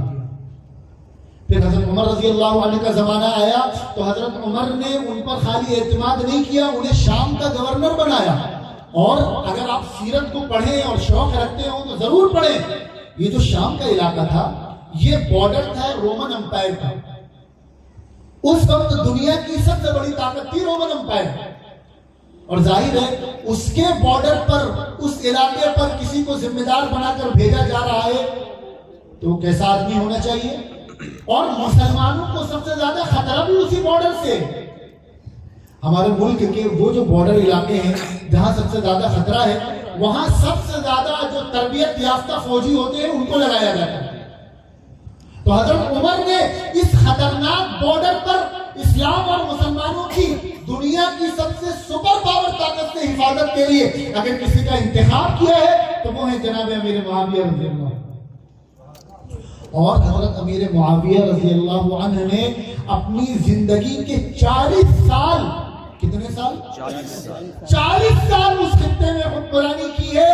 جب حضرت امیر معاویہ کو وہاں کا گورنر بنایا گیا تو اس وقت رومن امپائر کی توتی بولا کرتی تھی. اور 40 سال کے بعد جب یہ مرد قلندر دنیا سے رخصت ہوا ہے تو وہ رومن امپائر اپنا آخری وقت گر رہی ہے. ان 40 سالوں میں کبھی بھی رومن امپائر مسلمانوں کو پریشان نہیں کر سکتے. حضرت عمر رضی اللہ عنہ کا جو گورنر بنانے کا پیرامیٹر ہوتا تھا, پیمانہ ہوتا تھا, وہ بڑا زبردست ہوتا تھا, بڑا خطرناک ہوتا تھا, بہت زیادہ سخت ہوتا تھا. یہی وجہ ہے کہ جن لوگوں کو حضرت عمر نے ذمہ داریاں دی ہیں ان کا ایک الگ مقام ہے صحابہ کرام میں. یعنی بعض صحابہ کرام کی فضیلت میں یہ بات کہی جاتی ہے کہ ان کو حضرت عمر نے چنا ہے. اور ان کی فضیلت کیوں نہ ہو, عمر تو وہ ہیں جن کے بارے میں اللہ کے پیغمبر فرما رہے ہیں کہ اللہ نے عمر کے دل اور عمر کی زبان پر حق کو جاری کر دیا. اب عمر کوئی غلط فیصلہ نہیں لے سکتے. عمر کا ہر فیصلہ یہ بالکل صحیح ہوگا. حضرت عمر رضی اللہ عنہ نے حضرت امیر معاویہ کو چنا, ان کو اس علاقے کا گورنر بنایا. اس درمیان دیگر بہت سارے گورنرز کی شکایتیں آیا کرتی تھی, کچھ جھوٹی کچھ سچی, لیکن حضرت عمر کے اس پورے 10 سالہ 9 سالہ عرصے میں کبھی حضرت معاویہ کی کوئی شکایت نہیں ہے. اور ایک آدھ مرتبہ لوگوں نے کہا کہ آپ معاویہ کو کچھ نہیں کہتے ہیں، تو حضرت عمر کا انداز یہ ہوا کرتا تھا، میں اپنے الفاظ میں کہہ رہا ہوں، ارے تم نہیں جانتے ہو معاویہ کو، یہ انداز ہوا کرتا تھا. ایسا اعتماد تھا حضرت امیر معاویہ. حضرت عثمان رضی اللہ عنہ کا دور آیا، آپ نے ان کو اور ذمہ داریاں سپرد کی، اور آپ تو اس بات کو جانتے ہیں کہ پہلے بحری بیڑا بنانے کا جو صحرا ہے وہ حضرت معاویہ کے سر پر ہے. اس زمانے میں جو سب سے بڑا سپر پاور طاقت تھی رومن امپائر، ان کے پاس 1100 بحری بیڑے تھے. بحری بیڑے یعنی سمندری جہاز، اور مسلمانوں کے پاس اس وقت تک اپنا کوئی بحری بیڑا نہیں تھا. حضرت معاویہ رضی اللہ عنہ نے امیر المؤمنین حضرت عثمان غنی رضی اللہ عنہ سے یہ درخواست کی کہ مسلمانوں کا بھی اپنا بحری بیڑا ہونا چاہیے. انہوں نے کہا بھائی جو اسلامی مملکت ہے اس کے پاس اتنے پیسے نہیں. تو حضرت معاویہ نے کہا کہ آپ اجازت دے دیجئے، پیسے کا انتظام کرنا ہمارا کام ہے، وہ ہمارے اوپر چھوڑ دیے. بہرحال حضرت عثمان غنی رضی اللہ عنہ نے انہیں اجازت بھی دی اور بیت المال سے فنڈ بھی متعین کیا. اور آپ کو معلوم ہے حضرت امیر معاویہ رضی اللہ عنہ کی یہ قربانی، ان کی یہ خدمت مرتے دم تک، قیامت تک مسلمانوں کے کندھے پر حضرت معاویہ کا یہ احسان رہے گا کہ جس وقت سپر پاور طاقت کے پاس 1100 بحری بیڑے تھے، اس وقت حضرت معاویہ نے مسلمانوں کے 1700 بحری بیڑے تیار کرائے. سبحان اللہ. معاویہ کی عظمتوں پہ جان و دل فدا کرو، معاویہ کہا کرو، معاویہ بہا کرو. معاویہ کے نام سے حاسدوں کو بغض ہے، معاویہ کے منکروں کے سامنے ہنسا کرو. معاویہ کہا کرو، معاویہ بہا کرو. حضرت معاویہ زندہ باد، زندہ باد، زندہ باد، حضرت معاویہ زندہ باد، زندہ باد، زندہ باد. علی معاویہ بھائی بھائی، بھائی بھائی بھائی بھائی. نعرہ تکبیر. اللہ اکبر. ویسے مجھے یہ امید نہیں تھی کہ محمود آباد والے نعرہ لگانے میں بھی اتنے کمزور ہو گئے. کم سے کم نعرہ تو کھل کر لگانا چاہیے. اتنا ڈر گئے.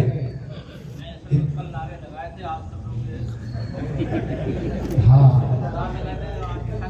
اچھا ٹھیک ہے.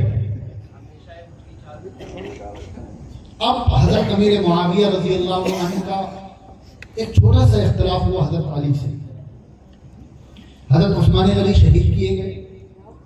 حضرت معاویہ رضی اللہ عنہ کا یہ کہنا تھا کہ مسلمانوں کے اتنے بڑے خلیفہ وقت کو، نبی کے دوہرے داماد کو راجدھانی مدینہ منورہ میں گھس کر شہید کیا جا رہا ہے، تو یہ ایک بہت بڑا مسئلہ ہے. اس کو ہلکے میں نہیں لیا جا سکتا. پہلے ان سب کی گردنیں ماری جائیں، ان سب کو ٹانگا جائے، اس کے بعد پھر حکومت آگے چلے گی. یہ حضرت امیر معاویہ کا کہنا تھا. اور حضرت علی رضی اللہ عنہ کا یہ کہنا تھا کہ ابھی ان لوگوں نے قبضہ کر رکھا ہے سب اہم ڈپارٹمنٹ میں، پورے مدینے پہ قبضہ کر رکھا ہے. ابھی پہلے حکومت کو اسٹیبل ہونے دو، اس کے بعد پھر اس کو ایک چن کر سب سے بدلہ لیا جائے گا. اس بات کو لے کر اختلاف ہوا. اور یہاں پر یہ عقیدے کی بات دل میں رکھنا کہ قرآن کہہ رہا ہے کہ صحابہ کرام کا ہر کام اللہ کی رضا کے لیے ہوتا ہے. یبتغون فضلا من اللہ ورضوانا. حضرت علی بھی 100% مخلص، حضرت معاویہ بھی 100% مخلص. اللہ نے ان کے دلوں کا امتحان لیا ہے، اور ہر طرح کے مفاد پرستی کو اور مادیت پرستی کو اللہ تعالیٰ نے کھرچ کر ان کے دلوں سے نکال دیا ہے. ان کا ہر فیصلہ اللہ کو خوش کرنے کے لیے ہے. حضرت علی بھی صحابی ہیں، ہاں ان کا مقام بہت بڑا ہے، ان کے مقابلے میں حضرت معاویہ کا مقام چھوٹا ہے. حضرت علی خلیفہ راشد ہیں، سابقون الاولون میں سے ہیں، بدری ہیں، عشرہ مبشرہ میں سے ہیں، اور حضور کے داماد ہیں، نوجوانان جنت کے سردار حضرات حسنین کے والد ہیں، اور ان کے بے پناہ فضائل و مناقب ہیں. نبیوں کے بعد امت میں چوتھا سب سے بڑا مقام حضرت علی کا ہے. لیکن اس کے باوجود قرآن میں اللہ نے اعلان فرمایا ہے وَكُلًّا وَعَدَ اللَّهُ الْحُسْنَى، کہ نبی کا ہر صحابی جنتی ہے. تو جنتی تو معاویہ بھی ہے، یہ بھی اسی جنت میں جائیں گے جہاں حضرت علی جائیں گے، اور دونوں مخلص ہیں. تو ہمارا یہ موقف ہے اہل سنت والجماعت کا کہ چونکہ حضرت علی خلیفہ راشد ہیں اور ان کا یہ مقام و مرتبہ ہے، تو حضرت علی بھی مجتہد کا مطلب سمجھتے ہو؟ मुजतहिद यानी रिसर्च करने वाला।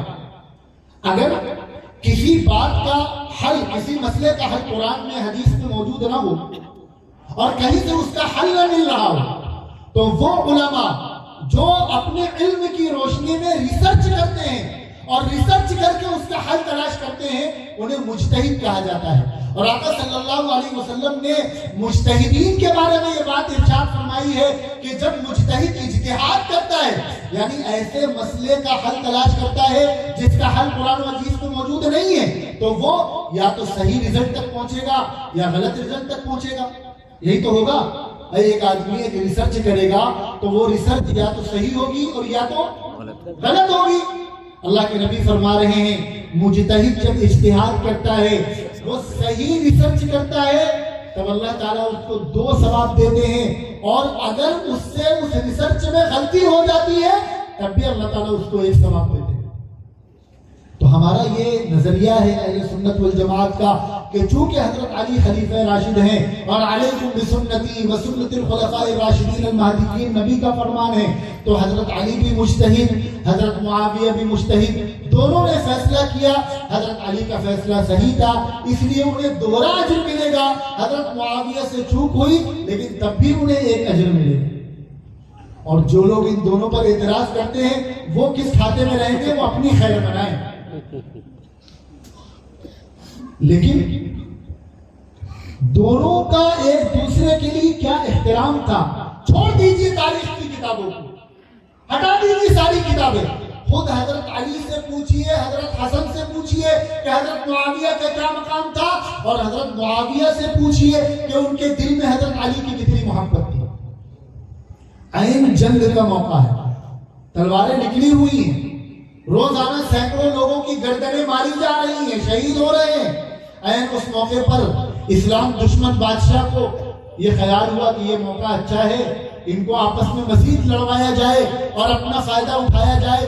हजरत मुआविया के पास वो खत लिखता है कि सुना है कि तुम्हारा अली से झगड़ा हो गया है, अगर तुम मेरी पेशकश कबूल करो तो एक ऑफर है तुम्हारे लिए, वो ये है कि तुम मुझसे हाथ मिलाओ और हम दोनों मिलकर अली का मुकाबला करेंगे तो तुमको जल्दी फतह हासिल हो जाएगी। हजरत मुआविया रज़ियल्लाहु अन्हु का जवाब सुनिए, मैं उनको अपने अल्फाज में नकल कर रहा हूँ। हजरत मुआविया ने ऐन जंग के मौके पर जब हजरत अली से जंग चल रही है तो मुआविया जवाब देते हैं, और रूमी कुत्ते। यह टोन हजरत मुआविया की बात करने की, और फरमाया कि खबरदार इधर तिरछी आंख से भी मत देख लेना, अगर तुम्हारे दिल में यह ख्याल भी पैदा हुआ तो अली की लश्कर से तुम्हारा मुकाबला करने वाला सबसे पहला शख्स मुआविया होगा। एक मौके पर हजरत अली रज़ियल्लाहु अन्हु से पूछा गया तो आपने फरमाया कि हमारे जो शहीद हैं, हमारे जो मकतूल हैं, और हजरत मुआविया की लश्कर के जो लोग हैं जो शहीद हुए हैं, ये सब जन्नती हैं। ये कौन कह रहा है? उनकी किताबों से भी इसकी दलील मिल जाएगी। हजरत अली फरमा रहे हैं कि हमारे मकतूल भी जन्नती और उनके मकतूल भी जन्नती। तुम हजरत अली से भी बड़े हो गए हो। हजरत अली तो जन्नती कह रहे हैं, तुम कह रहे हो कि हम जन्नत में नहीं जाने देंगे, और हजरत अली की मोहब्बत के नाम पर कह रहे हो। हमारा अकीदा कुरान पर है कि नहीं है? वह कुरान मानने वालों का मजमा है कि नहीं है? जो लोग कुरान नहीं मानते या कहते हैं कि 10 पारे इमाम गायब लेकर चले गए और उस कुरान में गड़बड़ी हो गई, उनकी तो बात ही नहीं। वो जो अकीदा रखना चाहे रखे, जहां सर मारना चाहे मारे, हमें उनसे कोई मतलब नहीं। लेकिन जिनका कुरान पर अकीदा है, जो कुरान को अल्लाह की आखिरी किताब मानते हैं, सच्ची किताब मानते हैं, क्या उनके सामने रुहमाउ बैनहुम नहीं है? कुरान कह रहा है कि इनको आपस में एक दूसरे से मोहब्बत है, ये आपस में एक दूसरे से मोहब्बत करने वाले हैं, और तुम कह रहे हो इनके दिलों में एक दूसरे के लिए नफरत थी। अब मुसलमानों को ये फैसला कर लेना है कि फलाने खतीबुल असर और फलाने इंजीनियर की बात माननी है या कुरान की बात माननी है। कुरान। देखिए, हमारा साफ ऐलान है, हम तारीख की किताबों को अहमियत देते हैं, उनकी इज्जत करते हैं। तारीख से हमसे बहुत कुछ मिलता है, लेकिन तारीख की भी एक बाउंड्री है, एक लिमिट है। हम साइंस को भी मानते हैं, لیکن اس کی بھی ایک لمٹ ہے. جہاں سائنس اپنی اوقات بھول جائے اور قرآن سے آگے نکلنے لگے وہاں اس سائنس کو کوڑے کے ڈھیر میں پھینک دیتے ہیں. اور جہاں تاریخ اپنی اوقات سے باہر نکل جائے وہاں ایسی تاریخ کو بھی ہم کوڑے کے ڈھیر میں پھینک دیتے ہیں. ایسی تاریخ کی ہمارے نزدیک کوئی حیثیت نہیں. قرآن کہہ رہا ہے کہ ان کے دلوں میں ایک دوسرے کے لیے محبت تھی. اللہ کہہ رہے ہیں ہم نے ان کے دلوں سے ہر طرح کی گندگی کو نکال کے پاک کر دیا ہے. اور واقعات بتلا رہے ہیں. حضرت علی فرما رہے ہیں کہ ہمارے مقتول اور ان کے مقتول دونوں جنتی ہیں. اور حضرت معاویہ جواب دے رہے ہیں اور رومی کتے علی کے لشکر سے پہلا آدمی جو تم سے جنگ کرے گا وہ معاویہ ہوگا. کیا یہ اس بات کو بتانے کے لیے کافی نہیں ہے کہ دونوں کے لیے ایک دوسرے کے لیے محبت تھی, دلوں میں جگہ تھی, ایک دوسرے کو مسلمان سمجھتے تھے, جنتی سمجھتے تھے. لیکن انہوں نے یہ سمجھا کہ یہاں پر شریعت کا تقاضا یہ ہے تو اس پر عمل کیا. انہوں نے یہ سمجھا کہ یہاں پر شریعت کا تقاضا یہ ہے اس پر عمل کیا. یہ تو ان کی ایمانی غیرت تھی کہ جسے دین سمجھ لیا پھر ایک دوسرے کے خلاف تلوار نکالنا گوارا کیا لیکن اس سے سمجھوتا نہیں کیا. یہ تو ان کی ایمانی غیرت ہے, یہ تو ان کا کمال ہے. اور پھر حضرت حسن نے تو سارا مقدمہ ہی لپیٹ کر رکھ دیا. کون ہے کوئی انکار کرے گا؟ حضور پاک صلی اللہ علیہ وسلم نے ارشاد فرمایا, ایک مرتبہ حضرت حسن رضی اللہ عنہ کو دیکھ کر فرمایا میرا یہ بیٹا سردار ہے. بس میں اپنی بات مکمل کر رہا ہوں. آپ لوگ سوچ رہے ہیں کہ ان کی تو بات ہی نہیں ختم ہو رہی. حضور نے فرمایا کہ میرا یہ بیٹا سردار ہے. کون؟ حسن. کون سردار ہے؟ حسن. حضرت حسن امت کے سردار ہیں. ہم سب مانتے ہیں نا؟ مانتے ہیں کہ نہیں مانتے؟ اس لیے مانتے ہیں کہ نبی نے ان کو سردار کہا ہے. اور نبی نے سردار کیوں کہا ہے؟ جب کسی کو کوئی لقب دیا جاتا ہے, کوئی عہدہ دیا جاتا ہے تو خوش ہو کر دیا جاتا ہے یا ناراض ہو کر دیا جاتا ہے؟ خوش ہو. اگر مولانا آپ میں سے کسی کو بلائیں اور کہیں میرا یہ بھائی تو شیر ہے, شیر, تو یہ خوش ہو کر کہیں گے یا غصہ ہو کر کہیں گے؟ ظاہر خوش ہو کر کہیں گے. حضور فرما رہے ہیں کہ میرا یہ بیٹا سردار ہے, سردار. اور کس بات پر حضور خوش ہو رہے ہیں؟ کیوں سردار کہہ رہے ہیں؟ حضور فرما رہے ہیں کہ جلدی ہی میرا یہ بیٹا مسلمانوں کی, الفاظ پر غور کریے, مسلمانوں کی دو عظیم جماعتوں میں. کس کی؟ مسلمانوں کی دو عظیم جماعتوں. اور کن جماعتوں میں؟ عظیم جماعتوں. کون فرما رہا ہے؟ اور قرآن کی بات یاد رکھنا, وما ينطق عن الهوى ان هو الا وحی یوحى, کہ محمد رسول اللہ اپنی طرف سے کوئی بات نہیں کہتے ہیں, اللہ تعالیٰ کی طرف سے جو ان سے کہا جاتا ہے وہی کہتے ہیں. تو حضور کیا فرما رہے ہیں کہ میرا یہ بیٹا مسلمانوں کی دو عظیم جماعتوں میں صلح کرائے گا. کیا کرائے گا؟ دو ملکوں میں جھگڑا ہو رہا تھا, ایک دوسرے کو دہشت گرد کہہ رہے تھے, ان کا نام لینا جرم ہو گیا تھا. لیکن 3-4 سال کے بعد ان کو اپنے ملک میں بلایا اور کہہ دیا کہ آج سے ہمارے تعلقات بحال, اب سے ہم ان کے ملک میں اپنا سفارت خانہ بھی کھولیں گے, ان کے کاروبار بھی کریں گے اور ان کو پورا پروٹوکول بھی دیں گے, ان کو عزت بھی دیں گے اور ان کو آگرہ بھی گھمائیں گے, ان کو دیوبند بھی لے جائیں گے. کچھ تو چہرے پر مسکراہٹ آنی چاہیے. زندہ باد. ہمیں اس سر بکف سر بلند, دیوبند, دیوبند, سر بکف سر بلند. میں کچھ اور آپ کو بتلانا چاہ رہا ہوں. اب یہ بتائیے کہ یہ 4 سال سے جو جھگڑا تھا وہ سب ختم ہو گیا نا. اب اگر آج کوئی کہے ہمیں کل تو تم منع کر رہے تھے, کل تو تم جھگڑا کر رہے تھے, اس کی بات مانی جائے گی؟ آج اگر کوئی آدمی ان کا نام لے تو کیا اس پر کوئی کیس ہوگا؟ نہیں ہوگا, جبکہ 4 سال سے تو ہو سکتا تھا. اب کیوں نہیں ہوگا؟ کیونکہ اب کیا ہو گئی؟ کیا ہو گئی؟ ارے بولتے کیوں نہیں؟ کیا ہو گئی؟ صلح ہو گئی. ہم نے مانا کہ 4.5 سال جھگڑا رہا, وہ بھی دشمنوں کی سازش تھی. تم کو تو ہم محرم میں گھیریں گے, جو حرکتیں تم نے کی ہیں, جو بت تم نے کھلائے ہیں, اور باقی قبر میں اور کل میدان محشر میں جو فرشتے گھیریں گے وہ تو بات کی بات ہے, جتنے تماشے تم نے کیے ہیں. ٹھیک ہے 4 سال جھگڑا ہوا, لیکن جب حضرت حسن نے حضرت معاویہ سے صلح کر لی تو کیا اب کسی کو یہ اختیار ہے کہ وہ انگلی اٹھائے؟ اب حضرت معاویہ پر انگلی اٹھانا یہ حضرت حسن پر انگلی اٹھانا ہے، اور خالی حضرت حسن پر انگلی اٹھانا نہیں ہے، یہ حضور پاک صلی اللہ علیہ وسلم پر انگلی اٹھانا ہے۔ حضور فرما رہے ہیں کہ میرا یہ بیٹا مسلمانوں کی دو عظیم جماعتوں میں صلح کرائے گا، اس لیے یہ میرا بیٹا سردار ہے۔ حضور تو فرما رہے ہیں کہ دونوں عظیم جماعتیں ہیں، اور تم کہہ رہے ہو کہ نہیں ہم جنت میں نہیں جانے دیں گے۔ ہوش کے ناخن لینا چاہیے ایسے لوگوں کو۔ اچھا، کہنے لگے حضرت معاویہ نے امت کو فتنے، حضرت حسن نے امت کو فتنے فساد سے بچانے کے لیے بیعت کر لی۔ کائے کے لیے بیعت کر لی؟ فتنے سے بچانے، یعنی فتنے فساد سے بچانے کے لیے ایک گڑبڑ آدمی کے ہاتھ میں پوری امت کی کمان دے دی۔ اس سے بھی بڑا کوئی فتنہ ہوگا؟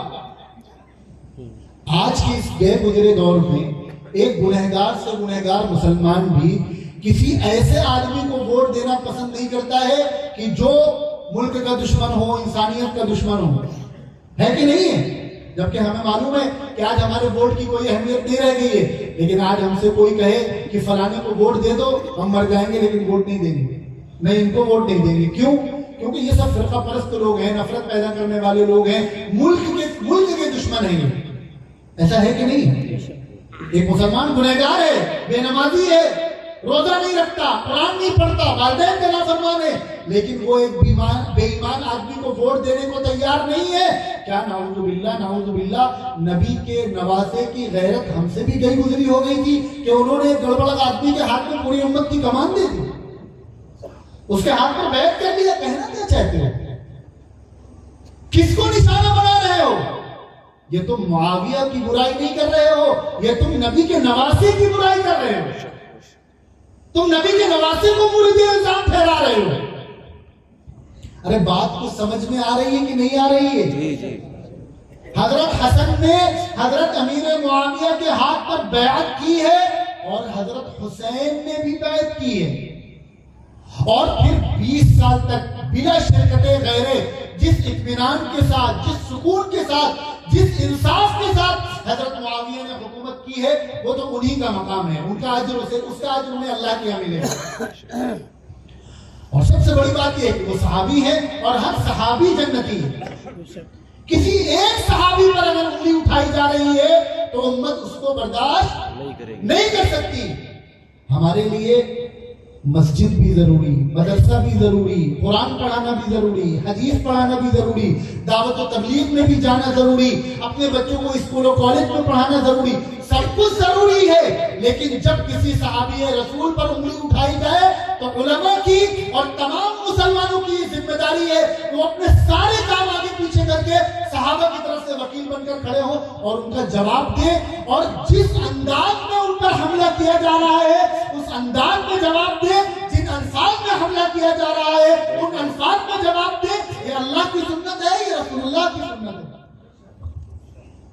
اگر کوئی صحابہ کو جھوٹا کہہ رہا ہے تو پلٹ کر جھوٹا کہیے، اگر کوئی بدبخت کہہ رہا ہے نعوذ باللہ پلٹ کر بدبخت کہیے، پھر اس کی کوئی عزت نہیں کی جائے گی۔ انتہائی قابل مبارکباد ہیں وہ لوگ، وہ نوجوان، وہ بڑے بوڑھے، وہ علماء، وہ حفاظ، جنہوں نے اپنی زندگی صحابہ کرام کی عظمت کو بیان کرنے کے لیے اور صحابہ کرام کی مدح کرنے کے لیے وقف کر رکھی ہے۔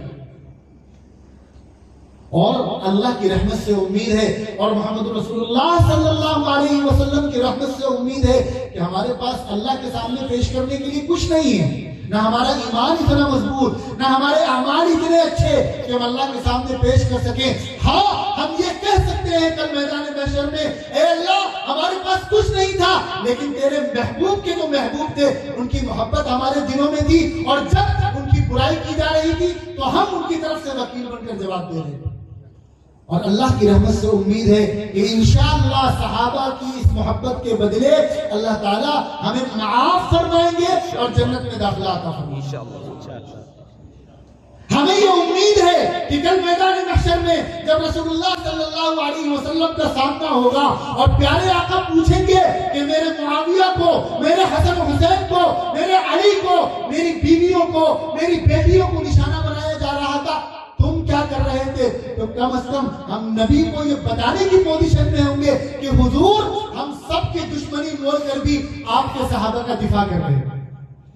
ہمارے پاس کہنے کے لیے کچھ تو ہوگا، اور خدا نہ خواستہ اگر ہم نے یہ کام نہیں کیا تو یاد رکھنا اپنی تمام تر عبادتوں اور نیکیوں کے باوجود کل محمد رسول اللہ کا سامنا کرنے کی پوزیشن میں نہیں ہوں۔ اس وقت کا سب سے بڑا کام ہے، سب سے بڑا جہاد ہے کہ گھر گھر صحابہ کرام کا تذکرہ کیا جائے، ان کا مقام و مرتبہ بیان کیا جائے، بچوں اور بچیوں کے دل و دماغ میں، آئندہ آنے والی نسل کے رگ و ریشے میں صحابہ کی محبت گھول کر پلا دی جائے۔ اور ہمیں یقین ہے، امید ہے، اطمینان ہے، بھروسہ ہے کہ الحمدللہ ہمارے امام اہل سنت مولانا عبدالشکور فاروقی لکھنوی اللہ ان کے قبر پر کروڑوں رحمت نازل فرمائے، انہوں نے جو چراغ جلایا تھا الحمدللہ وہ ابھی تک جل رہا ہے اور آئندہ جلتا رہے گا انشاءاللہ۔ اور اسی طرح صحابہ کرام کی منقبت کی، ان کی تعریف کی، ان کی تذکرے کی مجلسیں منعقد ہوتی رہیں گی، اور اسی طرح ہم اپنے ایمان میں اضافہ کرتے رہیں گے۔ اللہ تعالی ہمارے یہاں بیٹھنے کو قبول فرمائے۔ جن لوگوں نے یہ عظیم الشان مجلس منعقد کی ہے اللہ تعالیٰ ان کو خوب خوب جزائے خیر عطا فرمائے، اور یہاں بیٹھنے اور سننے کو اللہ ہمارے لیے خاتمہ بالخیر کا اور مغفرت کا ذریعہ بنائے۔ وآخر دعوانا الحمدللہ رب العالمین۔